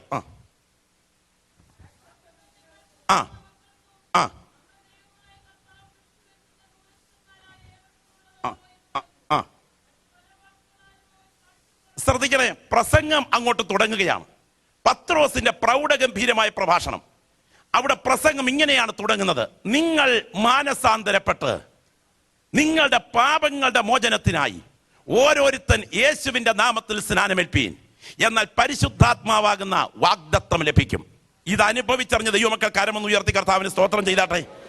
നിങ്ങൾ മാനസാന്തരപ്പെട്ട് നിങ്ങളുടെ പാപങ്ങളുടെ മോചനത്തിനായി ഓരോരുത്തർ യേശുവിന്റെ നാമത്തിൽ സ്നാനമേൽപ്പീൻ, എന്നാൽ പരിശുദ്ധാത്മാവാകുന്ന വാഗ്ദത്തം ലഭിക്കും. വാഗ്ദത്തം നിങ്ങൾക്കും നിങ്ങളുടെ മക്കൾക്കും ഉള്ളതല്ലോ. പല വാക്കുകളാലും അവരെ പ്രബോധിപ്പിച്ചു. ആ കരമൊന്ന് ഉയർത്തി കർത്താവിന് സ്തോത്രം ചെയ്തേ. ഒന്ന്, നിങ്ങൾ മാനസാന്തരപ്പെട്ട്. ആ കരമൊന്ന് ഉയർത്തിപ്പിടിച്ചേ, മാനസാന്തരം എന്നൊന്ന് പറഞ്ഞാട്ടെ. കരമൊന്ന് ഉയർത്തിപ്പിടിച്ച് മാനസാന്തരം എന്നൊന്ന് പറഞ്ഞാട്ടെ. അത് അനുഭവിച്ചറിഞ്ഞ ദൈവമക്കൾ കരമൊന്ന് ഉയർത്തി കർത്താവിന് സ്തോത്രം ചെയ്താട്ടെ. ഈ രാത്രി അനുഭവിച്ചറിഞ്ഞ ദൈവമക്കളുടെ മുഖത്ത് നോക്കുമ്പോൾ അറിയാം നിങ്ങൾ മാനസാന്തരപ്പെട്ടതാണെന്ന്. ബുദ്ധി, ഇച്ഛ, വികാരം, ചിന്ത, തീരുമാന ശക്തി ഇവയുടെ ഇരിപ്പിടമായ കൊച്ചു ഹൃദയത്തിൽ ഉണ്ടാകുന്ന അടിസ്ഥാനപരമായ മാറ്റമാണ് മാനസാന്തരം. ഈ ഭൂമിയിലേക്ക് ജനിച്ചു വീഴുന്ന സമയം, ഇവിടെ നിനക്ക് ജനനത്തിനൊരു ഡേറ്റ് ഓഫ് ബർത്ത് ഉണ്ടെങ്കിൽ നിത്യതയ്ക്കായി നീ പിറന്നു വീണ സമയം, അവിടെ ഒരു ഡേറ്റ് ഓഫ് ബർത്ത് അനുഭവിച്ചറിഞ്ഞ എത്ര ദൈവമക്കൾ ഇവിടെയുണ്ട്? ഇവിടുത്തെ ജനനത്തിൽ ഇവിടുത്തെ അപ്പന്റെ സ്വത്തിന് നീ അവകാശിയായതുപോലെ അവിടുത്തെ ജനനത്താൽ സ്വർഗത്തിലെ അപ്പച്ചന്റെ ജീവസ്വത്തിന് നീ അവകാശിയാണെന്ന് ബോധ്യം അകത്ത് ഭരിക്കുന്ന എത്ര ദൈവമക്കളുണ്ട് ഇവിടെ? ഇവിടുത്തെ ജനനത്തിലൂടെ ഇവിടുത്തെ പഞ്ചായത്ത് രജിസ്റ്ററിൽ എന്റെ പേര് വന്നതുപോലെ അവിടുത്തെ ജനനത്താൽ ജീവന്റെ പുസ്തകത്തിൽ എന്റെ പേരുണ്ടെന്ന് അകത്ത് ബോധ്യമുള്ള എത്ര ദൈവമക്കളുണ്ട് ഇവിടെ? ഇവിടുത്തെ ജനനത്തിൽ മണ്ണിലേക്ക് വരാൻ എന്റെ മേൽ ജീവൻ വ്യാപരിച്ചതുപോലെ അവിടുത്തെ ജനനത്താൽ വിണ്ണിലേക്ക് പറക്കാൻ എന്റെ മേൽ നിത്യജീവൻ വ്യാപരിച്ചെന്ന് ബോധ്യമുള്ള എത്ര ദൈവമക്കളുണ്ട് ഇവിടെ? ഞാൻ ഇന്ന് രാത്രി പറയട്ടെ, അത് ബോധ്യമുള്ള ദൈവമക്കളുടെ മുഖത്ത് നോക്കിയാൽ അവരുടെ സന്തോഷം അറിയാം, അവർ മാനസാന്തരപ്പെട്ടവരാണ്. ഒന്ന്, മാനസാന്തര. കുഞ്ഞേ, നിന്റെ തൊലിയുടെ വെളുപ്പ് കൊണ്ട്, നിന്റെ കുടുംബത്തിന്റെ ശ്രേഷ്ഠത കൊണ്ട്, നിന്റെ പാരമ്പര്യത്തിന്റെ മഹത്വം കൊണ്ട്, അപ്പനും അമ്മയും പിറന്നു വീണ പ്രസ്ഥാനത്തിന്റെ വലിപ്പം കൊണ്ട് നിനക്ക് അവിടെ എത്താൻ പറ്റില്ല. മാനസാന്തരം വ്യക്തിപരമായി അനുഭവിച്ചിട്ടില്ലെങ്കിൽ സ്വർഗം കാലി കടന്നാലും ഈയക്കട്ടി പറന്നു കയറിയാലും നീ അവിടെ എത്തത്തില്ലെന്ന് ഉറപ്പ് പ്രാപിച്ച ദൈവമക്കൾ ദൈവസഭയുടെ പ്രവേശന യോഗ്യത വിളിച്ചു പറയുന്നു മാനസാന്തരം. മാനസാന്തരം. സ്തോത്രം. മാനസാന്തരപ്പെട്ട് നിങ്ങളുടെ പാപങ്ങളുടെ മോചനത്തിനായി ഓരോരുത്തർ യേശുവിന്റെ നാമത്തിൽ ശബ്ദം ഉയർത്തിയെന്ന് പറഞ്ഞാട്ടെ സ്നാനം. ആ വലത് കരങ്ങൾ ഉയർത്തിപ്പിടിച്ചെന്ന് പറഞ്ഞ സ്നാനം. ഒന്നാമതെന്താ? രണ്ടാമതെന്താ? ഒന്നാമതെന്താ? രണ്ടാമതെന്താ? രണ്ടാമതെന്താ? ഒന്നാമതെന്താ? ഒന്നാമത്തേത് ഒന്നാമതും രണ്ടാമത്തേത് രണ്ടാമതും ക്രമത്തിൽ അനുഭവിച്ചിട്ടുള്ള ദൈവമക്കൾ ഉണ്ടെങ്കിൽ ഭാഗ്യശാലികളാണ്. നമ്മുടെ നാട്ടിലെ രംഗം ഓർക്കുന്നുണ്ടോ? മുന്നൽ പണ്ട് കാള പോകുന്നു, പുറകിൽ വണ്ടി പോകുന്നു. മുന്നൽ കാള, പുറകിൽ വണ്ടി, ഇതാണ് ക്രമം. മുന്നൽ കാള പോകുന്നു, പുറകിൽ വണ്ടി പോകുന്നു. ഏതെങ്കിലും ഒരു വെട്ടിയാൻ കാളവണ്ടിയുടെ പുറകിൽ കൊണ്ട കാളയെ കെട്ടിയാൽ എന്തോ ചെയ്യും? മുന്നൽ മാനസാന്തരം, പിന്നൽ സ്നാനം, ഇതാ സ്നാനം. ഇന്ന് രാത്രി പറയട്ടെ, പെട്ടെന്ന് ഇത് മനസ്സിലാക്കാൻ ബുദ്ധിമുട്ടുണ്ട് ചില ആളുകൾക്ക്. ഒന്നാമത് മാനസാന്തരം, രണ്ടാമത് സ്നാനം. സ്നാനം കൊണ്ട് കാര്യം തീർന്നില്ല. വാഗ്ദത്തം നിങ്ങൾക്കും നിങ്ങളുടെ മക്കൾക്കും ഉള്ളതല്ലോ. അങ്ങനെയാണെങ്കിൽ ഒലിവെണ്ണയും ഗ്രാമ്പുവും ഏലക്കായും കൂട്ടിക്കുറുക്കുന്ന തൈലം കാച്ചിക്കുറുക്കി നെറ്റിക്ക് പുരട്ടിയാൽ എണ്ണയുടെ മയമേ കിട്ടൂ. പ്രാർത്ഥനാ മുറിയിൽ ദൈവത്തെ കാത്തിരുന്നാൽ അഭിഷേകത്തിന്റെ ശക്തി 1-ാം നൂറ്റാണ്ടിലേതുപോലെ പകരാൻ ദൈവകരം ഇന്ന് രാത്രിയും ചലിക്കുന്നുണ്ട്. അപ്പോൾ മാനസാന്തരപ്പെട്ട് സ്നാനപ്പെട്ട് ആത്മസ്നാനം പ്രാപിച്ച ഒരു കൂട്ടത്തെ ദൈവം ഇതിനകത്ത് അന്വേഷിക്കുകയാണ്. ദൈവത്തിന് സ്തോത്രം. പ്രിയപ്പെട്ടവരെ, സത്യത്തിൽ ചരിത്രം പഠിച്ചാൽ വല്ലാത്ത അസ്വസ്ഥതകളാ പലതിലും ഉണ്ടായിട്ടുള്ളത്. പണ്ട് ഞാൻ പറയാറുള്ളത് വർക്കിയച്ചായന്റെ പാൻറ് പോലെ. വർക്കിയച്ചായൻ നമ്മുടെ നാട്ടിലെ ഒരു പ്രധാനപ്പെട്ട സഹോദരനാണ്. അദ്ദേഹത്തിന് മക്കൾ അമേരിക്കയിലായിരുന്നപ്പോൾ പുള്ളിക്ക് ഒരു വിസ ക്രമീകരണം ചെയ്ത് ഇങ്ങോട്ടൊന്ന് വരാൻ. പക്ഷേ മുണ്ടൊടുത്ത് മാത്രം പരിചയമുള്ള പുള്ളിക്ക് പാൻറ് ഇടാൻ ആഗ്രഹം ഉണ്ടായിരുന്നെങ്കിലും പാൻറ് തയ്പ്പിച്ചുകൊണ്ട് വന്ന് തലേ ദിവസം രാത്രി ഇട്ട് നോക്കിയപ്പോൾ മനസ്സിലായി ഒരു 3-4 ഇഞ്ച് നീള കൂടുതലാണെന്ന്. മൂത്ത മോളോട് എന്ന് പറഞ്ഞു, എടീ ഇതൊരു 2 ഇഞ്ച് വെട്ടിക്കുറച്ച് ഒന്ന് ഇച്ചിരി ഒന്ന് അറേഞ്ച് ചെയ്തിരുന്നെങ്കിൽ ഇട്ടുകൊണ്ട് പോകാമായിരുന്നു. അവള് പറഞ്ഞു, നാളെ ഫൈനൽ എക്സാമാ, പഠിക്കാൻ ഒത്തിരി കൊണ്ട് പറ്റുകയില്ല. ഭാര്യയോട് ചെന്നപ്പോൾ പറഞ്ഞു, എടീ ദൈവത്തിന് സ്തോത്രം 2 ഇഞ്ച് വെട്ടിക്കുറച്ചിരുന്നെങ്കിൽ അച്ചായ വെളുപ്പിനെ പോകണ്ടേ, ഉണ്ടാക്കിക്കൊണ്ടിരിക്കുക പലതും, എന്നെ കൊണ്ട് പറ്റില്ല. രണ്ടാമത്തെ ഇവള് മൂന്നാമത്തെ ഇവള് ഇത് തന്നെ ആവർത്തിച്ചു. എന്നാൽ ഉള്ളതൊങ്ങ് മടക്കി വെച്ചേച്ച് കിടക്കാമെന്ന് വിചാരിച്ച് അച്ചായൻ മടക്കി വെച്ച് ട്രയലൊക്കെ നോക്കിച്ച് രാത്രി കടന്നുറങ്ങി. ഏതായാലും ദൈവത്തിന് സ്തോത്രം, അർദ്ധരാത്രി വരെ അധ്വാനിച്ച ആ പാവപ്പെട്ട സഹോദരി അധ്വാനം കഴിഞ്ഞ് ഓർത്തു, എൻ്റെ അച്ചായൻ വെളുപ്പിനെ പോകുകയല്ലയോ, ആഗ്രഹം സാധിച്ചു കൊടുത്തില്ലേ, പറ്റുകയല്ലോ. നിങ്ങളുടെ ഒരു 2 ഇഞ്ച് വെട്ടിക്കളഞ്ഞ് കൂട്ടിയടിച്ച് അവിടെ വെച്ചു. സ്തോത്രം. അർദ്ധരാത്രി വരെ പഠിത്തം കഴിഞ്ഞതിന് ശേഷം ഇറങ്ങി വന്ന് ഒന്ന് ഉറങ്ങിയച്ച് മോൾ ഓർത്തു, എൻ്റെ അച്ചായൻ പോകുകയല്ലയോ, ആഗ്രഹം സാധിച്ചു കൊടുത്തില്ലേ, പറ്റുകയല്ലോ എന്ന് കണ്ട് അവളും വന്ന് ഒരു 2 ഇഞ്ച് വെട്ടിക്കളഞ്ഞ് കൂട്ടിയടിച്ച് അവിടെ വെച്ചു. മൂന്നാമത്തെ അവൾ ഇത് തന്നെ ആവർത്തിച്ചു. ഏതായാലും വേണ്ടില്ല, രാവിലെ അച്ചായൻ എഴുന്നേറ്റ് ഫ്ലൈറ്റിന്റെ ടൈം നോക്കി. അപ്പൊ തന്നെ എൻ്റെ മലയാള ഭാഷയിൽ പറഞ്ഞാൽ ദന്തധാവനാദി സൗച്യാദി കർമ്മങ്ങൾ എന്ന് പറഞ്ഞാൽ പല്ല് തേച്ച് കഴുകി ബാക്കി ക്രമീകരണമെല്ലാം അങ്ങ് ചെന്ന് പരിപാടിയെല്ലാം കഴിഞ്ഞ് ഓടി വന്ന് പാൻറ് കയറ്റിയിട്ട് കണ്ണാടിന്റെ മുന്നിൽ നിന്നപ്പം പാൻറ് കുട്ടിനിക്കർ പോലെ നിപ്പുണ്ട്. സ്തോത്രം. എന്താ പറ്റി? വെട്ടിക്കുറച്ച് വല്ലാത്ത വൈകൃതം ബാധിച്ചിരിക്കുന്നു. ഞാനിന്ന് രാത്രി അച്ചായന്റെ പാൻറിന്റെ പറയാൻ വന്നതല്ല, നിങ്ങളെ ഒരു കാര്യം മനസ്സിലാക്കാൻ വന്നതാ. സഭകളുടെ ചരിത്രം നമ്മൾ ഒന്ന് പരിശോധിച്ചാൽ വെട്ടിക്കുറച്ച്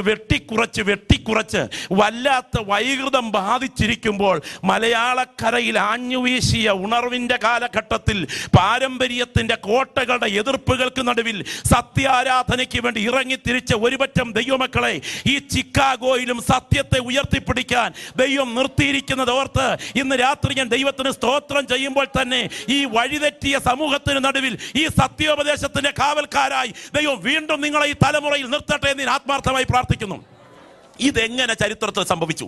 ഇതല്പം ചരിത്രം എൻ്റെ സഹോദരങ്ങൾ എന്നോടൊപ്പം മനസ്സിലാക്കണം. ഞാൻ ഈ പറയുന്ന എന്താണെന്ന് നിങ്ങളുടെ ഹൃദയത്തിലോട്ടൊന്ന് ആഴത്തിൽ കയറണം എന്ന് ഞാൻ ആത്മാർത്ഥമായിട്ട് ആഗ്രഹിക്കുകയാണ്. സഭാചരിത്രത്തിൽ രക്ഷിക്കപ്പെട്ട് സ്നാനപ്പെട്ട് ആത്മസ്നാനം പ്രാപിച്ച് ദൈവത്തെ ആരാധിക്കുന്ന സമൂഹത്തിന്റെ ചരിത്രത്തിന്റെ വഴിത്തിരിവ് എങ്ങനെ സംഭവിച്ചു? ദൈവത്തിന് സ്തോത്രം. ഞാനിത് ഓർക്കുമ്പോൾ സത്യത്തിൽ എൻ്റെ മനസ്സിലേക്ക് എൻ്റെ ഒരു സ്നേഹിതൻ അപ്പച്ചൻ പറഞ്ഞ ഒരു അനുഭവകഥ ഓർമ്മ വരികയാണ്. ഈ അനുഭവകഥ എന്തിനാന്ന് പറഞ്ഞാൽ ഈ കാര്യം മനസ്സിലാക്കുമ്പോൾ നിങ്ങൾക്ക് ഈ കാര്യത്തെക്കുറിച്ച് പിടികിട്ടും. പണ്ടേ കാലത്ത് നമ്മുടെയൊക്കെ ഭാഗങ്ങളിൽ, പ്രത്യേകിച്ച് മല്ലപ്പള്ളി, റാന്നി, പത്തനംതിട്ട ഭാഗങ്ങളിലൊക്കെ അവിടുത്തുകാരൊക്കെ ഒത്തിരി പേരുണ്ടല്ലോ. അന്ന് ഈ വാഹനങ്ങൾ, പ്രത്യേകിച്ച് മോട്ടോർ വാഹനങ്ങളൊക്കെ തീരെ കുറവായിരുന്ന കാലം, അന്ന് കാളവണ്ടിക്കാണ് ചരക്ക് കൊണ്ടുപോയിക്കൊണ്ടിരിക്കുന്നത്. അന്ന് മല്ലപ്പള്ളി ചന്തയിൽ നിന്നും കാളവണ്ടിക്ക് ചരക്ക് ചങ്ങനാശ്ശേരി ചന്തയ്ക്ക് കൊണ്ടുപോയൊരു അപ്പച്ചൻ തനിക്കുണ്ടായ ഒരു അബദ്ധം പറഞ്ഞു.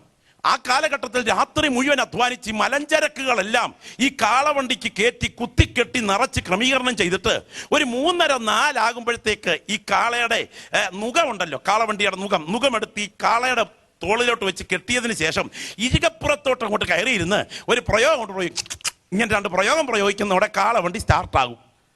പിന്നെ അച്ഛൻ അങ്ങോട്ട് ഉറങ്ങാൻ തുടങ്ങും. ചിലർ യോഗത്തിനകത്തിരുന്ന് ഉറങ്ങുന്നത് പോലെ. മല്ലപ്പള്ളി ചന്തയിൽ നിന്ന് വിടുന്ന കാളവണ്ടി ചങ്ങനാശ്ശേരി ചന്തയിൽ ചെന്ന് നിൽക്കത്തുള്ളൂ. കാരണം കാളയ്ക്ക് നല്ല പരിചയമാണ് ചങ്ങനാശ്ശേരി റൂട്ട്. കറുകച്ചാലിലോട്ട് ചെല്ലുമ്പോൾ ഇടത്ത് തിരിഞ്ഞു പോയി നേരെ ചങ്ങനാശ്ശേരി ചെല്ലണം കാളയ്ക്കറിയാം. അങ്ങനെ ഇരിക്കെ ഇദ്ദേഹം ഒരു രാത്രിയിൽ ഈ പണിയെല്ലാം കഴിഞ്ഞ് നേരെ ഇരികപ്പുറത്ത് കയറി ഇരുന്ന് കാളയെ അങ്ങോട്ട് തെളിച്ച് വിട്ടിട്ട് ഉറക്കം അങ്ങോട്ട് തുടങ്ങി. വെളുപ്പിനെ കാളവണ്ടി നേരെ ചങ്ങനാശ്ശേരിക്ക് പോയിക്കൊണ്ടിരിക്കുക. ഈ കറുകച്ചാൽ ജംഗ്ഷനിലേക്ക് വണ്ടി അടുക്കുന്ന സമയം, കറുകച്ചാലിലെ 4 കൂടിയ കവലയിലേക്ക് ജംഗ്ഷനിലേക്ക് അടുക്കുന്ന സമയം, ഇന്ന് അങ്ങനെയൊന്നും ആൾക്കാരില്ല. പണ്ടേ കാലഘട്ടത്തിൽ 25 പൈസയുടെ കാജാബീഡിയും ചപ്പി തലയിലോരോ വട്ടക്കെട്ടും കെട്ടി വല്ലവനെയും വട്ടം കറക്കാൻ വേണ്ടി നിൽക്കുന്ന കുറെ വിഡ്ഢിയാന്മാരുണ്ടായിരുന്നു. അവരിൽ ഒരുത്തൻ നോക്കിയപ്പോൾ ഒരച്ചായൻ കാളവണ്ടി പുറത്തിരുന്ന് ശരിക്കും ഉറങ്ങുന്നു. കാള ഉഷാറായി വിട്ടുവിട്ടു വരികയാണ്. അവരിൽ ഒരുത്തൻ ഇങ്ങോട്ട് വന്ന് ആ 4 കൂടുന്ന കറുകച്ചാൽ കവലയിൽ വെച്ച് ഇങ്ങോട്ട് വന്ന കാളവണ്ടിയുടെ മൂക്കേറിന് കയറി പിടിച്ചു. എന്നിട്ട് നേരെ തിരിച്ച് നേരെ മല്ലപ്പള്ളിക്ക് തന്നെ അങ്ങ് തിരിച്ചു നിർത്തി. അച്ചായനിരുന്ന് ശരിക്കും ഉറങ്ങുകയാണ്. ഉറങ്ങുന്നതിനിടയിൽ പുറകോട്ട് മാറി നിന്ന് മുമ്പേ പോലൊരു പ്രയോഗം പ്രയോഗിച്ചതോടെ കാള അങ്ങോട്ട് നടക്കാൻ തുടങ്ങി. എന്തിനേറെ വെളുപ്പാങ്കാലത്ത് ചങ്ങനാശ്ശേരി ചന്ത ചരക്കി എന്നു വെച്ച് അച്ഛൻ കണ്ണൊക്കെ തിരുമ്മി വായിക്കിടന്ന പോലെയൊക്കെ തുപ്പി കണ്ണു തുറന്ന് നോക്കിയപ്പോൾ ഉണ്ടല്ലോ മല്ലപ്പള്ളിക്ക് വണ്ടി വന്നുകൊണ്ടിരിക്കുക. ഇതിനിടയ്ക്ക് എന്താ സംഭവിച്ചെന്നറിയാമോ? മൂക്കുകയറേ പിടിച്ച് തിരിച്ചങ്ങ് വിട്ടു. ഇന്ന് രാത്രി മൂക്കുകയറും അച്ചായനും കാളവണ്ടിയും മാത്രം പറയാൻ ഞാൻ വന്നതല്ല.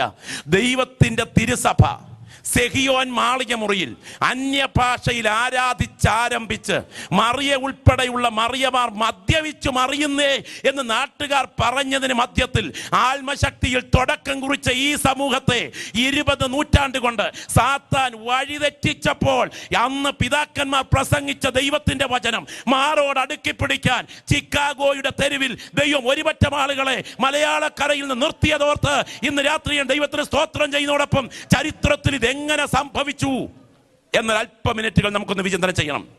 പ്രിയപ്പെട്ടവരെ, ചരിത്ര പ്രസിദ്ധമായ സഭാചരിത്രത്തിന്റെ പ്രാരംഭ കാലഘട്ടം നിങ്ങൾക്കറിയാമോ? ക്രിസ്ത്യാനികൾ നീചമായി പീഡിപ്പിക്കപ്പെടുകയാണ്. ക്രിസ്ത്യാനികൾ സിംഹത്തിന്, ക്രിസ്ത്യാനികൾ വാളിന്, ക്രിസ്ത്യാനികൾ ആയുധങ്ങൾക്ക് കത്തിത്തീരുകയാണ് ക്രൈസ്തവർ.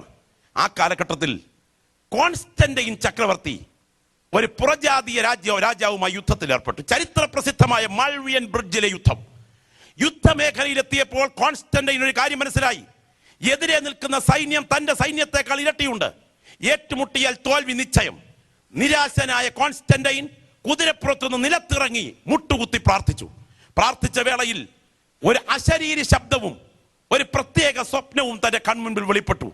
കുരിശടയാളം, ആകാശത്തൊരു ചുവന്ന കുരിശും അതിൽ പാറുന്ന ഒരു കൊടിയടയാളം കണ്ടപ്പോൾ ഒരു അശരീരി ശബ്ദം ഇങ്ങനെ മുഴങ്ങുന്നതായി തന്റെ മനസ്സിന് തോന്നി. ഇതുമായി പോകാം, ഇതിനാൽ ജയിക്കാം. ആ പോരാട്ട കാലഘട്ടത്തിൽ കുരിശടയാളമുള്ള ഗൗണുകൾ ധരിച്ച് സിംബലുകളുമായി പടയാളികളെ തുടർന്ന് യുദ്ധത്തിലേക്ക് നയിച്ചു. യുദ്ധം ജയിച്ച് മടങ്ങി വന്ന സഭാ ചരിത്രമെന്ന് പറയുന്നത്, മാൾവിയൻ ബ്രിഡ്ജിലെ പ്രസിദ്ധമായ യുദ്ധം ജയിച്ച് കോൺസ്റ്റന്റൈൻ മടങ്ങി വന്നതോടുകൂടെ പ്രസിദ്ധമായ മിലാൻ വിളംബരം പുറപ്പെടുവിച്ചു. എന്ന് പറഞ്ഞാൽ കൽപ്പന കൊണ്ട് റോമൻ ഭരണാധികാരിയും സംഘവും ക്രൈസ്തവരായി മാറി. അവിടുത്തേത് മുഴുവൻ പേരിലും പെയിന്റിലും മാറ്റം വരുത്തി അതോടെ സഭയ്ക്കകത്ത് കയറി. സ്തോത്രം. ഉറവേലെ വെള്ളം കുടിക്കാൻ കൊള്ളാമോ എന്നറിയണമെങ്കിൽ ഉറവ തുടങ്ങിയത് എവിടുന്നാ നോക്കണം. സ്തോത്രം പറയാൻ കഴിയുമോ? ഇന്ന് രാത്രി പ്രാപിച്ച ദൈവകൃപയോടെ തല ഉയർത്തി സ്തോത്രം പറയാൻ ദർശനം പ്രാപിച്ച ദൈവമക്കൾ, നമ്മുടെ പിതാക്കന്മാർ ഉയർത്തിപ്പിടിച്ച ഉപദേശ സത്യമോർത്ത് ഈ രാത്രി ദൈവത്തെ മഹത്വപ്പെടുത്തുന്ന രാത്രിയായി തീരണം. സ്തോത്രം. എന്താ സംഭവിച്ചത്? ചരിത്രത്തിലേക്ക് നിങ്ങൾ അല്പ മിനിറ്റുകൾ നോക്കിക്കേ. ഈ റോമിൽ എത്തിയ ആരാധനാ രീതികൾ എവിടെ തുടങ്ങിയതാണ്? ചരിത്രത്തിൽ ബാബിലോണിൽ ആരംഭിച്ചതാണ്. സഭാ ചരിത്രത്തിൽ, മതചരിത്രത്തിൽ ബാബിലോണിനെ വർഷിപ്പിനെ കുറിച്ച് എന്താ പറയുന്നത്? ബാബിലോണി ആരാധനയ്ക്ക് തുടക്കം കുറിച്ചത് നായാട്ടു വീരനാണ്. അദ്ദേഹത്തിന്റെ ഭാര്യ സെറാമീസ് ഒരു ദുർമന്ത്രവാദിനിയായിരുന്ന ചരിത്രം പറയുന്നത്. സെറാമീസ് ദുർമന്ത്രവാദിനിയായിരുന്നപ്പോൾ അദ്ദേഹത്തിന്റെ ഭർത്താവിന്റെ മരണത്തിന് ശേഷം, അദ്ദേഹത്തിന്റെ ഭർത്താവിന്റെ നിര്യാണാനന്തരം അവൾ ഉദരത്തിൽ ഒരു കുഞ്ഞിന് ജന്മം നൽകിയെന്നാണ് മതചരിത്രം. ആ ഉദരത്തിൽ ജനിച്ചിരിക്കുന്ന ശിശു മതചരിത്രത്തിൽ ദിവ്യ ശിശുവാണെന്ന് അവൾ പറഞ്ഞ് പ്രചരിപ്പിച്ചതോടുകൂടെ ഭർത്താവിന്റെ അസാന്നിധ്യത്തിൽ ഉദരത്തിൽ ജന്മം കൊള്ളാൻ ലഭ്യമായ ഈ പ്രത്യേക ശിശുവിന് സൂര്യന്റെ പുനരവതാരം എന്ന് അവൾ പേര് കൊടുത്തതോടുകൂടെ ആളുകൾ സൂര്യജന്മം കാത്തിരിക്കുകയായിരുന്നു. സൂര്യജന്മം കാത്തിരുന്നു. സൂര്യൻ ഉത്തരായനത്തിൽ നിന്ന് ദക്ഷിണായനത്തിലേക്ക് മാറുന്ന മകരസംക്രാന്തി ദിനത്തോടനുബന്ധിച്ച് ഡിസംബർ 25 അടുത്തൊരു ദിനം തമ്മൂസ് എന്ന ഒരു കുഞ്ഞിന് സെറാമീസ് എന്ന ഈ ദുർമന്ത്രവാദി ജന്മം കൊടുത്തു. ജന്മം കൊടുത്തതോടുകൂടെ ആളുകൾ കയ്യിൽ കുഞ്ഞുമായി അമ്മയെ ആരാധിക്കുന്ന പതിവ് പുരാതന ബാബിലോണിൽ നിലവിൽ വന്നു. ഇന്ന് രാത്രി യേശുവിന് മറിയ ജന്മം കൊടുത്തതിന് ശേഷമല്ല കയ്യിൽ കുഞ്ഞുമായി അമ്മയെ ആരാധിക്കുന്ന പതിവ് ചരിത്രത്തിലെത്തിയത്.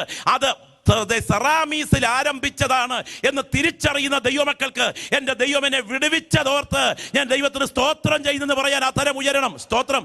എന്തിനേറെ അങ്ങനെ ആരാധന പൊടിപൊടിക്കുന്ന ആ കാലഘട്ടം. തമ്മൂസ് എന്ന ആ വാക്ക്, സൂര്യഭഗവാന്റെ വാക്ക്, ടി എന്ന ഇംഗ്ലീഷ് അക്ഷരത്തിന്റെ മോഡലുമായി ബന്ധപ്പെട്ട് വരുന്നതിനാൽ സൂര്യൻ കിഴക്ക് ഉദിക്കുന്നത് പോലെ തമ്മൂസ് സൂര്യഭഗവാൻ ആയതിനാൽ കിഴക്കിന് അഭിമുഖമായി ഒരു ഭിത്തി കെട്ടി ഉയർത്തിയിട്ട്, സഭാചരിത്രം പറയുന്നു, കിഴക്കിന് അഭിമുഖമായി ഒരു ഭിത്തി കെട്ടി ഉയർത്തിയിട്ട് അതിന്റെ കൃത്യം നടുവിൽ ഒരു സൂര്യവൃത്തം സ്ഥാപിച്ചതിന് ശേഷം വർണ്ണച്ചില്ലകൾ അവിടെ സ്ഥാപിച്ചിട്ട് കിഴക്ക് നിന്നും ആ സൂര്യന്റെ കിരണങ്ങൾ അകത്തേക്ക് വരുമ്പോൾ കിഴക്കിന് അഭിമുഖമായി തിരിഞ്ഞു നിന്നുകൊണ്ട് തമ്മൂസ് എന്ന പേരിന്റെ ആദ്യത്തെ അക്ഷരമായ ടി മോഡൽ നെഞ്ചിലും നെറ്റിയിലും ചേർത്ത് വരച്ച് തമ്മൂസിനെ ആരാധിക്കുന്ന പതിവ് പുരാതന ബാബിലോണിൽ ഉണ്ടായിരുന്നു. സൂര്യൻ സരവൃക്ഷക്കൊമ്പായി പുനർജനിച്ചു എന്ന സങ്കല്പത്തിൽ നിന്നും ഡിസംബർ 25 ഒരാഴ്ച മുൻപ് ഒരു വൃക്ഷക്കൊമ്പ് വെട്ടിയെടുത്ത് വീടിന്റെ മുൻപിൽ നാട്ടി വർണ്ണച്ചില്ലകളാൽ അലങ്കരിക്കുന്ന പതിവും പുരാതന ബാബിലോണിൽ ഉണ്ടായിരുന്നു. അത് പേരും പെയിന്റും മാറി റോമിലെത്തിയപ്പോൾ അത് ചരിത്രത്തിന്റെ വഴിത്തിരിവിൽ കോൺസ്റ്റന്റൈന്റെ കൽപ്പനയിൽ ഇത് ആ കത്തീഡ്രൽ ദൈവാലയങ്ങളോട് ബന്ധപ്പെട്ട് ക്രൈസ്തവമായി മാറി. കൃപയാൽ ഇത് തെറ്റാണെന്ന് വിളിച്ചു പറയാൻ ഭക്തന്മാർ എഴുന്നേറ്റു. സ്വന്തം ചോര കൊണ്ട് സാക്ഷ്യം മുദ്രവെച്ച ഒരുപറ്റം വിശുദ്ധന്മാരുടെ പേരുകൾ ഇന്ന് രാത്രി എന്റെ സ്മരണയിൽ ഓടിയെത്തുകയാണ്. നമ്മൾ ഇന്ന് രാത്രി ഇതിനകത്തിരുന്ന് കൈകെട്ടി വചനം കേൾക്കുമ്പോൾ എൻ്റെ മുൻപിരിക്കുന്ന ദൈവമക്കളെ കരത്തിലെ വചനമൊന്ന് ഉയർത്തിപ്പിടിച്ചേ, വചനമൊന്ന് ഉയർത്തിപ്പിടിച്ചേ. ഇത് നിന്റെ കൈകളിൽ പറന്നെത്താൻ നവീകരണ വീരന്മാർ സഹിച്ച വില എത്ര ഓർത്താൽ നിനക്ക് മൗനമായിരിക്കാൻ കഴിയുകയില്ല. ഇത് നിന്റെ കൈകളിൽ പറന്നെത്താൻ നവീകരണ വീരന്മാർ സ്വന്തം ജീവൻ കൊടുക്കേണ്ടി വന്നു. നിങ്ങൾക്കറിയാമോ ജോൺ ഹസിനെ? നിങ്ങൾക്കറിയുമോ ജോൺ ഹസ്? ഈ കർത്തൃദാസൻ സത്യം വിളിച്ചു പറഞ്ഞതിന്റെ പേരിൽ അന്നത്തെ മതനേതൃത്വം അദ്ദേഹത്തെ കൊല്ലാൻ തീരുമാനിച്ചു. അദ്ദേഹത്തെ വിസ്തരിക്കേണ്ടതിന് വേണ്ടി റോമിലേക്ക് കൊണ്ടുപോകുന്നതിന് മുൻപിൽ തളർവാദ രോഗിയായ അദ്ദേഹം വഴിവക്കിൽ മരിച്ചു വീണു. അദ്ദേഹത്തിന്റെ കുഴിയെടുത്ത് വഴിവക്കിൽ അദ്ദേഹത്തെ അടക്കി. അത് കഴിഞ്ഞാണ് ബൊഹീമിയായിൽ ജോൺ ഹസ് സത്യം പ്രസംഗിക്കുന്നത്. ആരാധനയുടെ പവിത്രത വിളിച്ചു പറഞ്ഞതിന്റെ പേരിൽ അദ്ദേഹത്തെ കൊല്ലാൻ തീരുമാനിച്ചു. അദ്ദേഹത്തിന്റെ കൊലവിധം ഭയാനകമായിരുന്നു. അദ്ദേഹം അടിച്ചിറക്കിയ നിരവധി ട്രാക്റ്റുകളുണ്ട്, ബൈബിൾ പ്രതികളുണ്ട്. പൗരോഹിത്യ പ്രമാണിമാരുടെ വ്യാഖ്യാനത്തിലൂടെ അല്ലാതെ ബൈബിൾ കേൾക്കാൻ പാടില്ല എന്ന കർക്കശമായ നിലവിലിരിക്കുന്ന നിയമത്തെ ഭേദിച്ചുകൊണ്ട് വചനം വ്യാഖ്യാനിച്ച് സാധാരണക്കാരന്റെ കൈകളിൽ കത്തിച്ച ശരീരാന്തരുമായി വീട്ടുമുറ്റങ്ങളിൽ എത്തിച്ചു കൊടുത്ത ആ ഭക്തനായ മനുഷ്യൻ അറസ്റ്റ് ചെയ്യപ്പെട്ടു.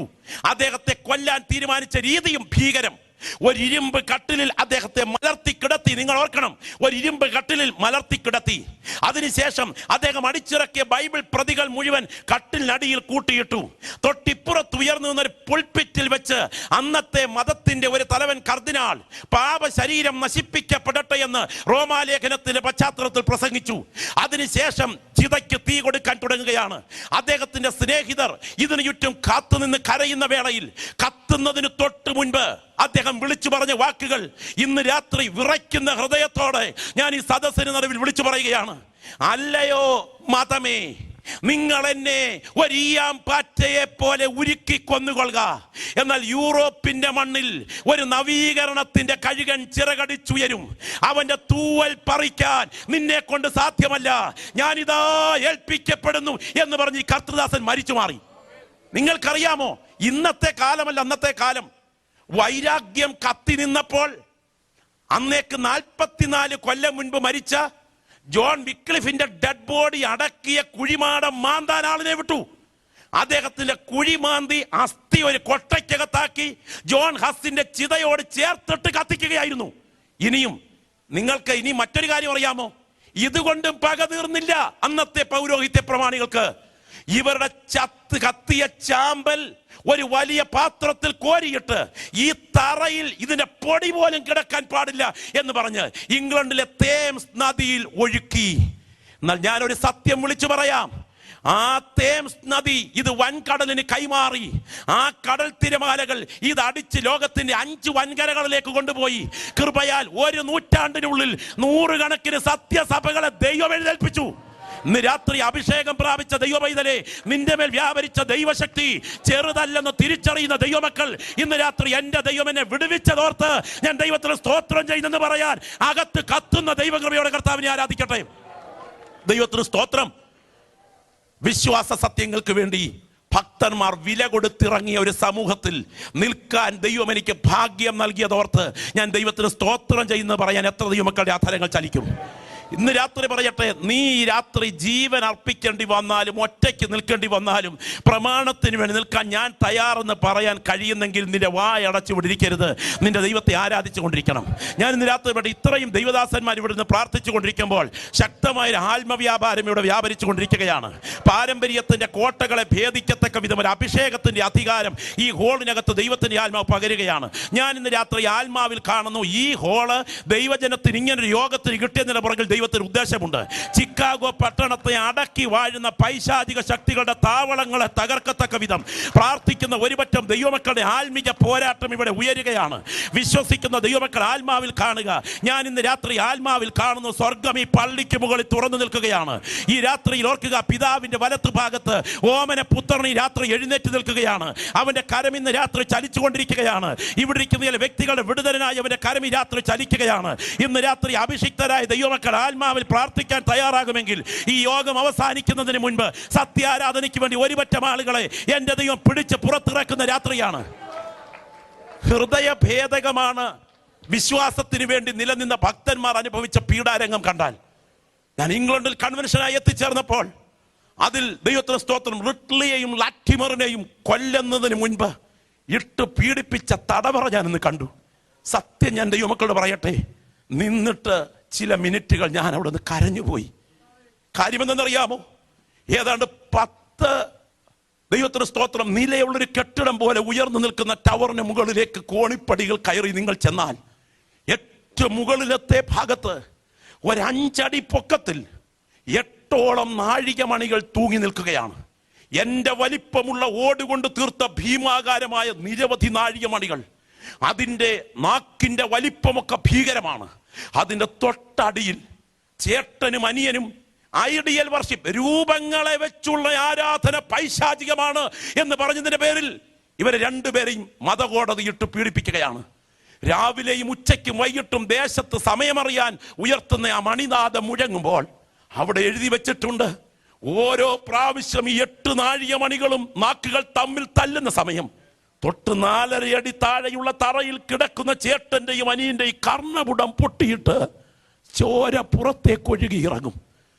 ഇത് കഴിഞ്ഞ് വായിലും മൂക്കിലും കൂടെ ചോര ഒഴുകി കഴിയുമ്പോ കഥക് അങ്ങോട്ട് തുറന്നിട്ട് പല പൗരോഹിത്യ പ്രമാണിമാർ ചോദിക്കും, രൂപാരാധന ശരിയോ? ആ സമയം പറയും, ഞങ്ങൾ ദൈവത്തിൽ ആശ്രയിക്കുന്നു. തെറ്റ്. കൊല്ലാൻ കൊണ്ടുപോകുന്നതിന് മുൻപ് വഴിവക്കിൽ കത്തിച്ച് കൊന്ന സ്ഥലം ഇപ്പോഴുമുണ്ട്. കൊല്ലാൻ കൊണ്ടുപോകുന്നതിന് മുൻപ് നഖം കൊണ്ട് ആ ഭിത്തിയിൽ എഴുതി വെച്ചു, ലോകം ഞങ്ങൾക്കെതിരാണെങ്കിലും ദൈവം ഞങ്ങൾക്ക് അനുകൂലമാണ്.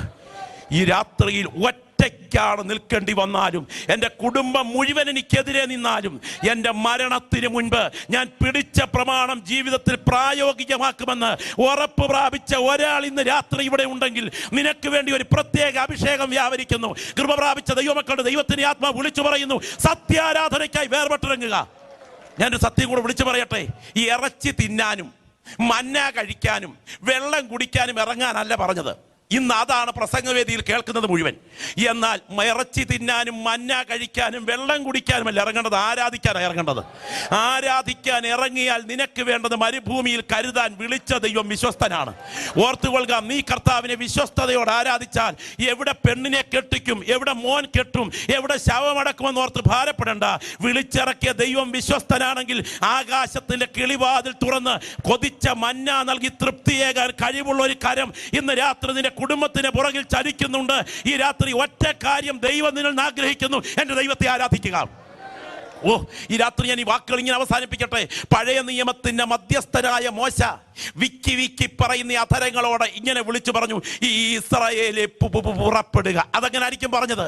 ഒരു പറ്റം ജനങ്ങൾ വീണ്ടെടുപ്പിന്റെ പാട്ടും പാടി അങ്ങോട്ട് ഇറങ്ങി.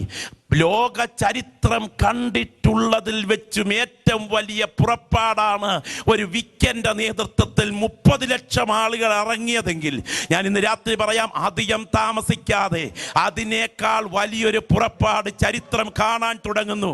പഴയ നിയമത്തിന് മധ്യസ്ഥന്റെ നേതൃത്വത്തിലല്ല, ഹാബേലിന്റെ രക്തത്തെക്കാൾ ഗുണകരമായി സംസാരിക്കുന്ന യേശുവിന്റെ രക്തത്താൽ കഴുകൽ പ്രാപിച്ച ദൈവമക്കൾ പുതിയ നിയമത്തിന്റെ മധ്യസ്ഥനായ യേശുവിന്റെ നേതൃത്വത്തിൽ ഈ മണ്ണ് വിടുന്ന ദിവസങ്ങൾ വരാൻ തുടങ്ങുകയാണ്.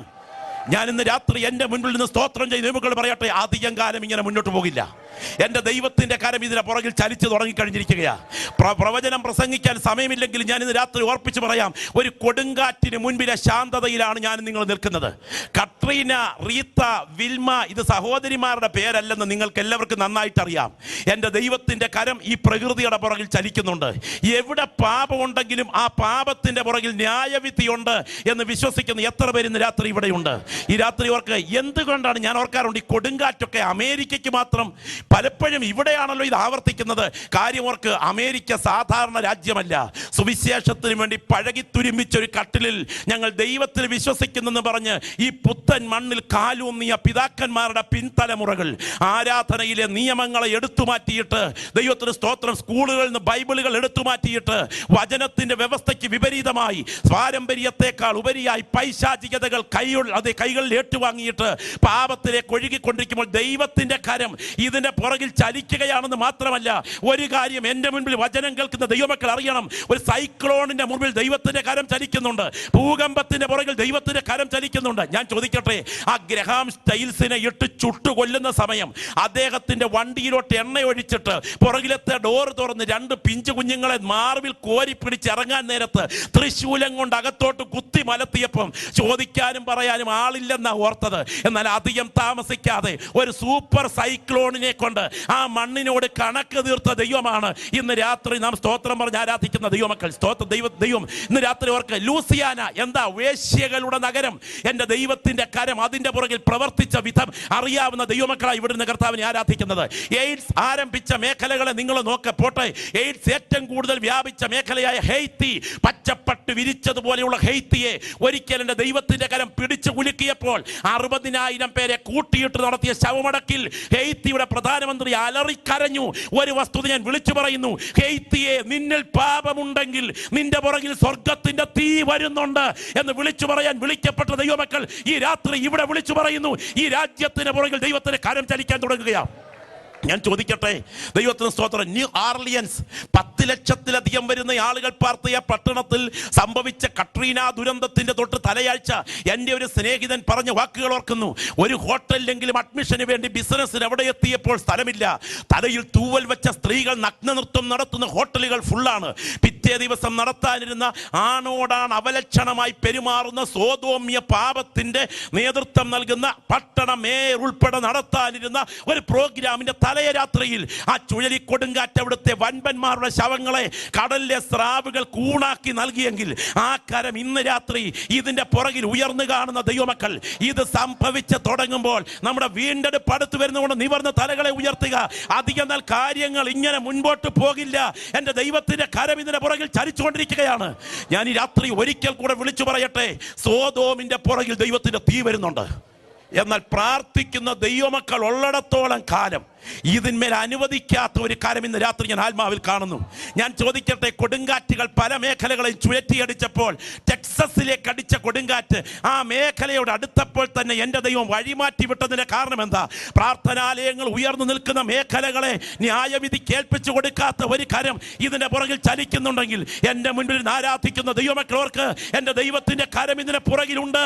ഓർക്കുക, കടന്നു പോകാൻ സമയമെടുത്തു കഴിഞ്ഞു. സ്തോത്രം, ഹല്ലേലൂയ. ഞാൻ സോദോമിലേക്ക് കൊണ്ട് എൻ്റെ കണ്ണുകളൊന്ന് ഉയർത്തി പറഞ്ഞ വാക്കുകൾ അവസാനിപ്പിക്കട്ടെ. നിങ്ങൾ നോക്കിയ സോദോമിലേക്ക്. ദൈവത്തിന് സ്തോത്രം. ഒരു കൂട്ടയോട്ടം നടക്കുക. കല്യാണത്തെ കുറിച്ചൊക്കെ ഇന്ന് ചെറുപ്പക്കാരോട് ചോദിച്ച പറയും, പാസ്സേ അതൊക്കെ നിങ്ങൾ പറയുന്ന പോലൊന്നുമല്ല. നിങ്ങൾ പറയുന്ന പോലൊന്നുമല്ല കല്യാണം കഴിക്കേണ്ടത്. അപ്പന്മാരൊക്കെ അല്ല തീരുമാനിക്കേണ്ടത് കെട്ടേണ്ടത് ആരെയാണെന്ന്, ഞങ്ങളൊക്കെ തീരുമാനിക്കണം കെട്ടേണ്ടത് ആരെയാണെന്ന് എന്ന് പറഞ്ഞാൽ അങ്ങനെ അങ്ങ് പെട്ടെന്ന് കെട്ടാനൊക്കൂ?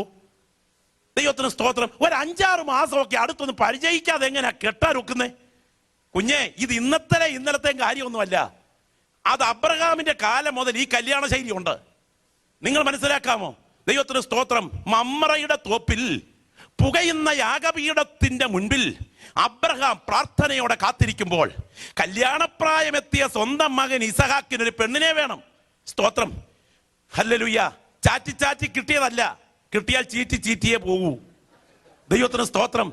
വീട്ടിൽ ജനിച്ചു വളർന്ന ഒരുവനെ അപ്പന്റെ നേതൃത്വത്തിലെ കല്യാണമാലോചനയ്ക്ക്, ചെറുപ്പക്കാർ ശ്രദ്ധിച്ചു കേൾക്കണം, മലയാളം തിരിയുന്നെങ്കിൽ സ്തോത്രം ശ്രദ്ധിച്ചു കേൾക്കണേ. അപ്പന്റെ നേതൃത്വത്തിലെ കല്യാണാലോചനയ്ക്ക് അന്നത്തെ കാലത്ത് വിട്ടു.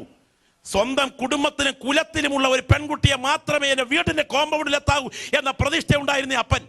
ദൈവത്തിന് സ്തോത്രം. എന്നാൽ നിങ്ങൾ നോക്കി, ഇതേ കാലയളവിൽ ഈ ഡേറ്റിംഗ് സിസ്റ്റം അവിടെ ഉണ്ടായിരുന്നു. സോദോമിൽ പാർക്കാൻ പോയ ലോത്ത്, മിസസ് ലോത്തി, അങ്ങനെയാണല്ലോ പേര്. ലോത്തും ലോത്തിയും കൂടെ പട്ടണം കത്തിത്തീരാൻ തുടങ്ങുന്നതിന് മുൻപ് പോയി സംസാരിച്ചവരെ കുറിച്ച് പറയുന്ന കൂട്ടത്തിൽ എഴുതിയിരിക്കുന്നത്, മക്കൾക്ക് ഭർത്താക്കന്മാരാകേണ്ട നിയുക്ത വരന്മാരോട് സംസാരിച്ചു. അങ്ങനെ പറയാൻ പറ്റുള്ളല്ലോ. കർത്താവിന് സ്തോത്രം. അപ്പൊ അതിന്റെ അർത്ഥം കല്യാണത്തിന്റെ ആലോചനയ്ക്ക് മക്കൾ തന്നെ 2 എണ്ണത്തെ സോദോമ്യരുടെ ഇടയിൽ കണ്ടുപിടിച്ചിട്ടുണ്ടായിരുന്നു. സ്തോത്രം. ഇനിയും ചെന്ന് അമ്മായിയപ്പൻ, നിയുക്ത അമ്മായിയപ്പൻ പറഞ്ഞു, മക്കളെ, പട്ടണത്തെ ദൈവം നശിപ്പിക്കാൻ പോകുകയാ. അപ്പൊ മരുമക്കൾക്ക് തിരിഞ്ഞെന്നറിയാമോ? അമ്മായിയപ്പൻ കാളി പറയുന്ന അതിന്റെ അർത്ഥം, കൊച്ചു വർത്താനം പറയാൻ മിസ്സസ് ലോത്തിയും മിസ്റ്റർ ലോത്തും ഈ പെമ്മക്കളും കൂടി ഇടയ്ക്കിടയ്ക്ക് കൂടുമായിരുന്നു. കർത്താവിന് സ്തോത്രം. ഒരു കാര്യം ഓർക്കണം, അമേരിക്കയുടെ 2013 സംസ്കാരമല്ല ഈ വിവാഹക്രമം. അത് അന്നുകൊണ്ടായിരുന്നു. എന്നാൽ ഒരു കാര്യം ഓർക്ക്, കത്തിത്തീർന്ന സോദോമിൽ നിന്നും ദൈവത്തിന് സ്തോത്രം സോവാറിലേക്കുള്ള കൂട്ടയോട്ടത്തിനിടയിൽ ദൈവത്തിന് സ്തോത്രം ഉപ്പ് തൂണായി മാറിയ 3000 കൊല്ലം പഴക്കമുള്ള ഉപ്പ് തൂണിൽ നിന്നും മുഴങ്ങുന്ന ഒരു ശബ്ദമുണ്ട്. അമ്മേ, മക്കളെ ഭക്തി പഠിപ്പിക്കൂ. ഞാനൊരു കാര്യം പറഞ്ഞ് അവസാനിപ്പിക്കട്ടെ. കൊല്ലങ്ങൾ പഴക്കമുള്ള അബ്രഹാമിന്റെ തലമുറ ഇന്നും പലസ്തീൻ നാട്ടിലുണ്ട്. എന്നാൽ ഡേറ്റിങ്ങിലൂടെ ഏറ്റുവാങ്ങിയ ഒന്നിന്റെ പൊടി പോലും കാണാനില്ല. എന്റെ തലമുറ കർത്താവിന്റെ വരവ് വരെ നിൽക്കണമെന്ന് ആഗ്രഹിക്കുന്ന ഒരാൾ ഇവിടെ ഉണ്ടെങ്കിൽ ഈ സമൂഹത്തിൽ കുഴയാതിരിപ്പാൻ ദൈവശക്തി വ്യാപരിക്കട്ടെ. അബ്ദൽ ഘടകരാധികനയാരകൾ ഘടകരാധികനയാരക. എത്ര ദൈവമക്കൾ ആത്മാവിൽ രാത്രി പ്രാർത്ഥിച്ചു തുടങ്ങും, ആത്മാവിൽ രാത്രി പ്രാർത്ഥിച്ചു തുടങ്ങും. ഇതിനെതിരെ നിൽക്കാനുള്ള ദൈവശക്തി എൻ്റെ മേൽ പകരണമെന്ന് കൊതിക്കുന്ന എത്ര ദൈവമക്കളുണ്ട് ഇവിടെ. അഭിഷേകം പ്രാപിച്ച ഒരു വ്യക്തി പോലും ഇതിനകത്ത് മൗനമായിരിക്കരുത്. ഒരു വലിയ ആത്മവ്യാപാരം ഇന്ന് രാത്രി ഇവിടെ പകരുകയാണ്. എൻ്റെ ദൈവം ഇന്ന് രാത്രി പ്രാർത്ഥിക്കാൻ ചിലരെ ഇവിടെ എത്തിച്ചിരിക്കുന്നു. ഒരു കനത്ത ആത്മശക്തിയുടെ വ്യാപാരമാണ് ഇവിടെ വ്യാപരിക്കാൻ തുടങ്ങുന്നത്. ന്യായവിധിയുടെ കൊടുങ്കാറ്റ് ഇവിടെ ഉയരാൻ തുടങ്ങുകയാണ്. അതിന് നടുവിൽ കർത്താവെ, ഞാൻ ഒറ്റയ്ക്ക് നിൽക്കേണ്ടി വന്നാൽ ഈ പ്രമാണത്തിന് വേണ്ടി നിൽക്കുമെന്ന് പറയാൻ നിയോഗം പ്രാപിച്ച ചിലരെ ദൈവത്തിന്റെ ആത്മാവ് ഇവിടെ കാണുകയാണ്. ഇന്ന് രാത്രി ആത്മസ്നാനം പ്രാപിച്ച ദൈവമക്കൾ അന്യഭാഷയിൽ പോരാടി പ്രാർത്ഥിക്കട്ടെ. ഞാൻ വിശ്വസിക്കുന്നു എൻ്റെ മുൻപിലിരിക്കുന്ന കർത്തൃദാസന്മാരുടെ നാവിൽ ഈ രാത്രി അധികാരം വ്യാപരിച്ചു കൊണ്ടിരിക്കുകയാണ്. അഭിഷിക്തരായ ദൈവമക്കളുടെ നാവിൽ ഇന്ന് രാത്രി അധികാരം വ്യാപരിച്ചു കൊണ്ടിരിക്കുകയാണ്. ഹോരേബിൽ വെളിപ്പെട്ട ദൈവത്തിന്റെ തേജസ്, സീനായിൽ മൂടിയിറങ്ങിയ ദൈവത്തിന്റെ തേജസ് ഈ പള്ളിക്കകത്ത് ഇന്ന് രാത്രി വ്യാപരിച്ചു കൊണ്ടിരിക്കുന്നു. ആത്മസ്നാനം പ്രാപിച്ച ദൈവമക്കൾ ചിക്കാഗോ പട്ടണത്തിന് വേണ്ടി മധ്യസ്ഥത അണയ്ക്കുന്ന രാത്രിയായി ഇന്ന് രാത്രി തീരട്ടെ. യേശുവിന്റെ നാമത്തിൽ കണ്ണുകൊണ്ട് നേരിട്ട് കാണത്തക്ക വിധം ചില അടയാളങ്ങളുടെ വ്യതിയാനങ്ങൾ ഈ പട്ടണത്തിൽ കാണത്തക്ക വിധം എൻ്റെ ദൈവത്തിന്റെ കരം ചലിക്കാൻ തുടങ്ങുന്നത് ആത്മാവിൽ തിരിച്ചറിയുന്ന പ്രിയപ്പെട്ടവർ ഈ രാത്രി പ്രാർത്ഥിച്ചു തുടങ്ങട്ടെ. ഒരു നാവ് പോലും അടഞ്ഞിരിക്കാതെ ആത്മാവിൽ പ്രാർത്ഥിക്കട്ടെ. ഗ്ലോറി, ഹല്ലേലൂയ, ഹല്ലേലൂയ, ഹല്ലേലൂയ. ഞാൻ ഇന്ന് രാത്രി ചോദിക്കട്ടെ, എന്നെ ആരാധിപ്പാൻ എൻ്റെ ജനത്തെ വിട്ടയക്ക എന്ന് ദൈവത്തിന്റെ വചനം പറയുമ്പോൾ ജീവൻ അർപ്പിക്കേണ്ടി വന്നാലും, രക്തമൊഴുക്കേണ്ടി വന്നാലും, ഒറ്റയ്ക്ക് നിൽക്കേണ്ടി വന്നാലും, എൻ്റെ പടക് തീരമണയുന്നതിന് മുൻപ്, മരണദൂതൻ എൻ്റെ മുഖം പൊത്തുന്നതിന് മുൻപ് എനിക്ക് എൻ്റെ നാഥൻ നൽകിയ പ്രമാണം അനുസരിക്കണം എന്ന് കൊതിക്കുന്ന എത്ര പേര് രാത്രി ഇവിടെയുണ്ട്? ഒരു നിമിഷം ഒന്ന് എഴുന്നേറ്റാട്ടെ. Glory, hallelujah. കരങ്ങൾ കർത്താവിങ്കിലേക്കൊന്ന് ഉയർത്തിപ്പിടിച്ച്, ആ കരങ്ങൾ കർത്താവിങ്കിലേക്കൊന്ന് ഉയർത്തിപ്പിടിച്ച് എല്ലാ നാവുകളിൽ നിന്നും പ്രാർത്ഥനയുടെ ശബ്ദം ഉയരട്ടെ. എല്ലാ നാവുകളിൽ നിന്നും പ്രാർത്ഥനയുടെ ശബ്ദം ഉയരട്ടെ. അഭിഷേകം പ്രാപിച്ച ദൈവമക്കൾ ആത്മനിറവിൽ പോരാടി പ്രാർത്ഥിച്ചു കൊണ്ടിരിക്കട്ടെ. ഞാൻ ഇന്ന് രാത്രി ഇതിനകത്തിരിക്കുന്ന അനേക ദൈവമക്കളുടെ മുഖങ്ങൾ ആത്മമണ്ഡലത്തിൽ കാണുകയാണ്. ചില ബന്ധനങ്ങളുടെ മേൽ ജയമെടുക്കാൻ കഴിവുള്ള ഈവിൾ സ്പിരിറ്റിന്റെ വ്യാപാരം കൊടികുത്തി നിൽക്കുന്ന ഈ മണ്ഡലത്തിൽ ഇരുട്ടിന്റെ ശക്തികൾ വ്യാപരിച്ചു കൊണ്ടിരിക്കുമ്പോൾ, ഗേ ലെസ്ബിയൻ സംസ്കാരങ്ങൾ മനുഷ്യ മനസ്സുകളെ ബന്ധിക്കുമ്പോൾ, മീഡിയകൾ പിശാചിന്റെ തുറന്ന മുഖമായി മാറുമ്പോൾ, പുത്തൻ തലമുറകൾ പാപത്തെ, ലോകത്തെ സ്നേഹിച്ചു കൊണ്ടിരിക്കുമ്പോൾ, ഇന്ന് രാത്രി അഭിഷേകം പ്രാപിച്ച ദൈവമക്കൾ ഇവിടെ ഇരുന്ന് പ്രാർത്ഥന നടത്തിക്കൊണ്ടിരിക്കുമ്പോൾ തന്നെ ചില കെട്ടുകളുടെ മേൽ ദൈവത്തിന്റെ കരം അഴിവിനായി വ്യാപരിക്കുകയാണ്. അസാധാരണമായ ആത്മപകർച്ചയിലേക്ക് ദൈവാത്മാവ് നമ്മുടെ സഭയെ എത്തിക്കാനായിട്ട് ആഗ്രഹിക്കുന്നു. പിതാക്കന്മാർ ഉയർത്തിപ്പിടിച്ച മൂല്യങ്ങൾക്ക് വേണ്ടി നിലകൊള്ളേണ്ടതിന് ദൈവം ഇന്ന് രാത്രി ഇതിനകത്തൊരു തലമുറയെ കാണുകയാണ്. അത് തിരിച്ചറിയുന്ന ദൈവമക്കൾ ആത്മബലത്തോടെ പ്രാർത്ഥനയിൽ ജാഗരിക്കട്ടെ. Glory, hallelujah. ദൈവത്തിന് മഹത്വം. ഹല്ലേലൂയ, ഹല്ലേലൂയ, ഹല്ലേലൂയ. ദൈവത്തിന് മഹത്വം. ഹല്ലേലൂയ. പ്രിയപ്പെട്ടവരെ, ഞാൻ ഇന്ന് രാത്രി ഈ സന്ദേശത്തിന് മുമ്പ് ചോദിക്കട്ടെ. ഇവിടെ ഈ പ്രസംഗം അവസാനിക്കുകയാണ്. എന്നാൽ എനിക്ക് ദൈവം തന്നിരിക്കുന്ന ആത്മീയ കാഴ്ചപ്പാടിൽ ഒറ്റയ്ക്ക് നിൽക്കേണ്ടി വന്നാലും ഞാൻ ഈ പ്രമാണത്തിന് വേണ്ടി നിൽക്കുമെന്ന്, രക്ഷിക്കപ്പെട്ട് സ്നാനപ്പെട്ട് ആത്മാവിനെ പ്രാപിച്ച് വേർപെട്ട് ആരാധിപ്പാൻ ഞാൻ എൻ്റെ ജീവനെ സമർപ്പിക്കുന്നെന്ന് പറയാൻ എത്ര പ്രിയപ്പെട്ട തയ്യാറാകും? ഗ്ലോറി, ഹല്ലേലൂയ. കരങ്ങളൊന്ന് ഉയർത്തിപ്പിടിച്ചാട്ടെ. ഞാൻ ഓർക്കുകയാണ്, നിങ്ങൾക്കറിയാമോ, കൊറിയയിൽ കമ്മ്യൂണിസ്റ്റ് ഭരണം വ്യാപകമായ കാലം 500-ലധികം സുവിശേഷ കുടുംബങ്ങളെ കൊറിയൻ ഗവൺമെന്റ് കൊന്നുകൂട്ടി. അതിലേറ്റ ഹൃദയഭേദകമായ രംഗം ഒരു സുവിശേഷകനെ കൊല്ലുന്ന രംഗമാണ്. ആ ദൈവദാസനെ ഒരു കുഴിയെടുത്ത് ജീവനോടെ മൂടിക്കൊല്ലാൻ ഇറക്കി നിർത്തി. ആ കുഴിക്കകത്ത് ഈ ദൈവദാസനെ ആദ്യം ഇറക്കി. അതിനുശേഷം അദ്ദേഹത്തിന്റെ 3 കുഞ്ഞുങ്ങളെ ഇറക്കി നിർത്തി. അതിനുശേഷം അദ്ദേഹത്തിന്റെ ഭാര്യ ഇറക്കി നിർത്തി. ജനകീയ കോടതിയിലെ പ്രസിഡന്റ് മണ്ണിൽ ചവിട്ടി താഴേക്ക് ചോദിച്ചു, ഹേ മനുഷ്യ, യേശുവിനെ തള്ളിക്കളയരുതോ? ആ സമയം പുറകോട്ട് തിരിഞ്ഞ് തന്റെ പിഞ്ച് കുഞ്ഞുങ്ങളെ ഒന്ന് നോക്കിയപ്പോ ഈ അപ്പന്റെ ഹൃദയം തകർന്നു. നമ്മളാണെങ്കിൽ എത്രമാത്രം ദൈവത്തിന് സ്തോത്രം. കാരണം കാലിൽ 3 കുഞ്ഞുങ്ങളും കൂടെ കെട്ടിപ്പിടിച്ചിട്ട് ഡാഡി ഞങ്ങളെ രക്ഷിക്കണം എന്ന് പറഞ്ഞുകൊണ്ട് അലറിക്കരയുകയാണ്.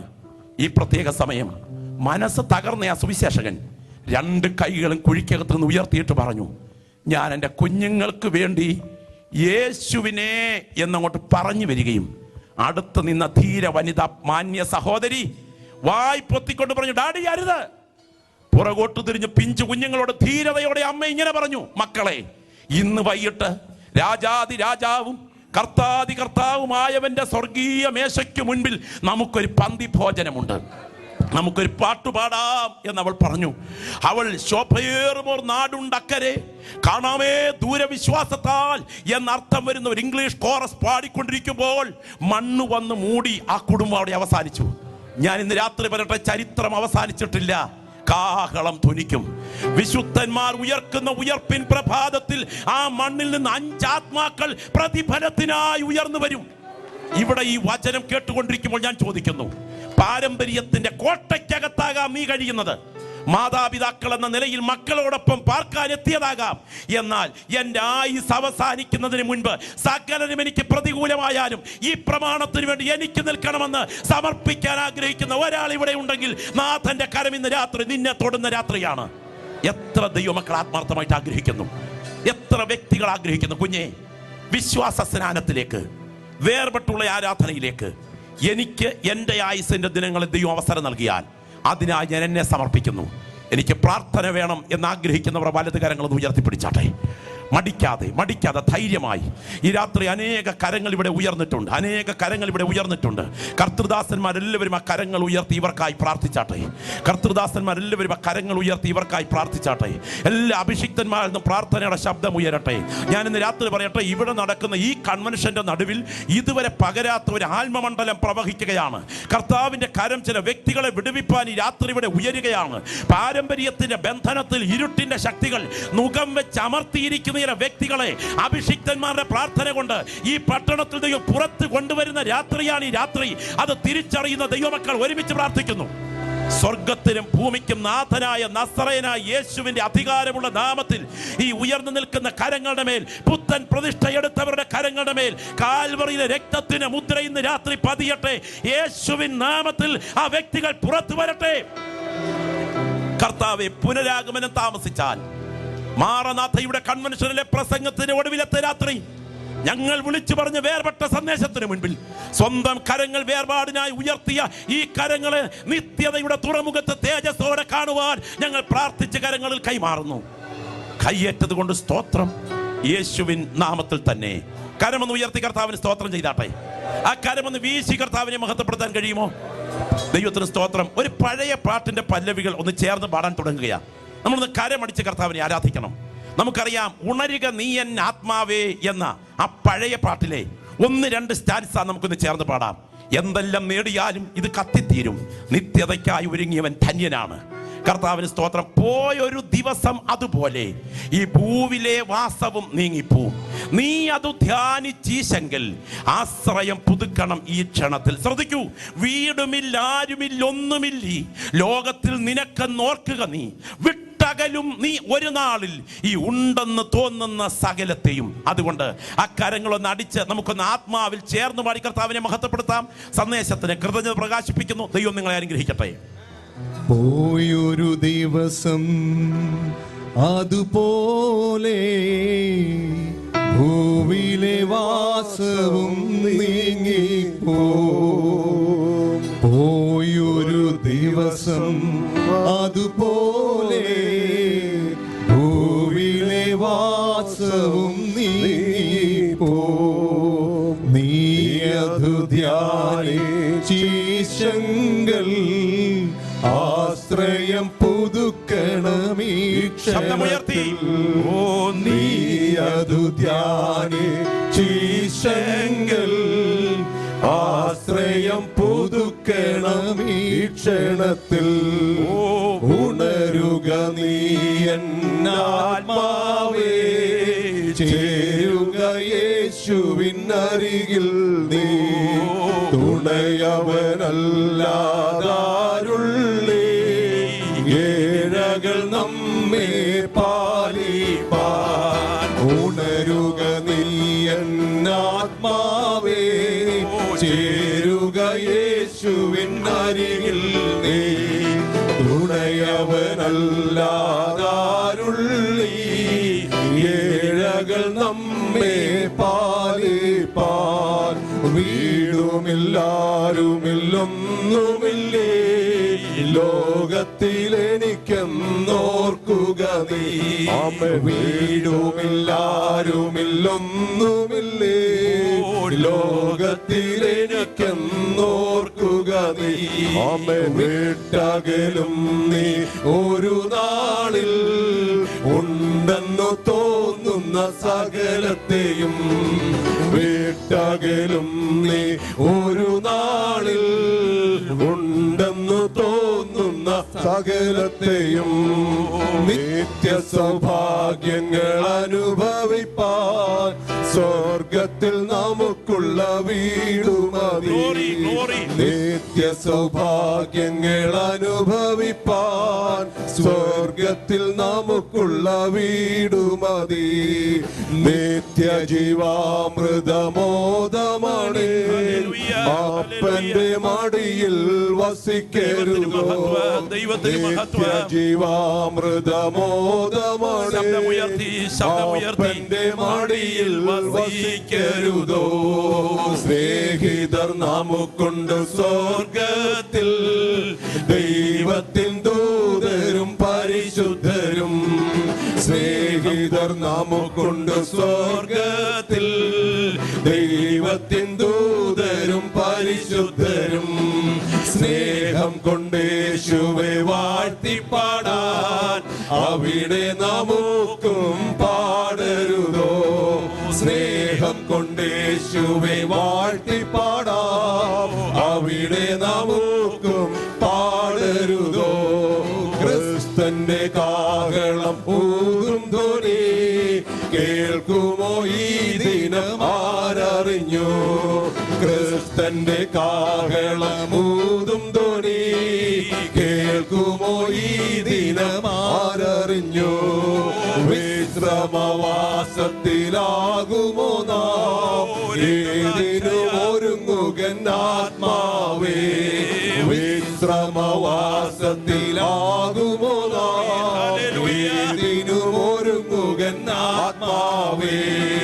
ഉണരുക നീയൻ ആത്മാവേ ചേരുക യേശുവിൻ അരികിൽ നീ. തുണയുക നീയാരുള്ളേ നമ്മെ പാലിപ്പാൻ. തുണയവനല്ലാതാരുള്ളേ നമ്മെ പാലിപ്പാൻ. ഉണരുക നീയൻ ആത്മാവേ ചേരുക യേശുവിൻ അരികിൽ നീ. തുണയവനല്ലാതാരുള്ളേ നമ്മെ പാലിപ്പാൻ. പോയൊരു ദിവസം അതുപോലെ ഭൂമിയിലെ വാസവും നീങ്ങിപ്പോ. പോയൊരു ദിവസം അതുപോലെ ഭൂമിയിലെ വാസവും നീങ്ങിപ്പോ. നീ അതു ധ്യാനിച്ചീശങ്കൽ ആശ്രയം പുതുക്കണം ഈശണത്തിൽ. നീ അതു ധ്യാനിച്ചീശങ്കൽ ആശ്രയം പുതുക്കണം ഈ ക്ഷണത്തിൽ. ഇന്ന് രാത്രി എന്റെ വാക്കുകൾ ഇവിടെ ഉപസംഹരിക്കും മുൻപ് എന്റെ വാത്സല്യ സഹോദരി സഹോദരന്മാരോട് ഞാനൊരു വാക്ക് പറഞ്ഞ് അവസാനിപ്പിക്കട്ടെ. പട്ടും ധൂമ്ര വസ്ത്രവും ധരിച്ച് സമ്പത്തുകൾ വാരിക്കൂട്ടി പണത്തിന്റെ നെറുകയിൽ കഴിഞ്ഞതിന് ശേഷം ഒരു തുള്ളി വെള്ളത്തിന് വേണ്ടി പിടയുന്ന നരകമാണ് ധനവാനെ പോലെ നമ്മെ കാത്തിരിക്കുന്നതെങ്കിൽ നമ്മെ പോലെ അരിഷ്ടർ മറ്റാരുമില്ലെന്നും ഈ ഭൂമിയിൽ മാരക രോഗമെന്ന കുഷ്ഠം നിമിത്തം വ്രണം വന്ന് അനുഭവിച്ചാലും ഒരു കഷണം അപ്പത്തിന് വേണ്ടി ഇരക്കേണ്ടി വന്നാലും എൻ്റെ പേര് ജീവന്റെ പുസ്തകത്തിലുണ്ട് എന്ന് ഉറപ്പ് പ്രാപിച്ച ഒരു ദൈവപൈതൽ ഇവിടെ ഉണ്ടെങ്കിൽ നിന്നെ പോലെ ധന്യൻ മറ്റാരുമില്ലെന്നും വിശ്വസിക്കുന്ന ദൈവമക്കൾ ഈ മണ്ണിനേക്കാൾ നിത്യതയെ വലുതായി കാണുക. ഈ രാത്രി നിങ്ങളുടെ ജീവിതത്തെ കർത്താവിന് വേണ്ടി സമർപ്പിക്കുക. ആയുസിന്റെ ദിനങ്ങൾ വേഗം തീരും. ഈ സന്ദേശത്തിന് ക്ഷണിച്ച പ്രിയപ്പെട്ടവർക്ക് നന്ദി പ്രകാശിപ്പിച്ച് വിരമിക്കുന്നു. ദൈവം നിങ്ങളെ അനുഗ്രഹിക്കട്ടെ. എല്ലാവർക്കും ദൈവസന്നിധിയിൽ ഇരിക്കാം.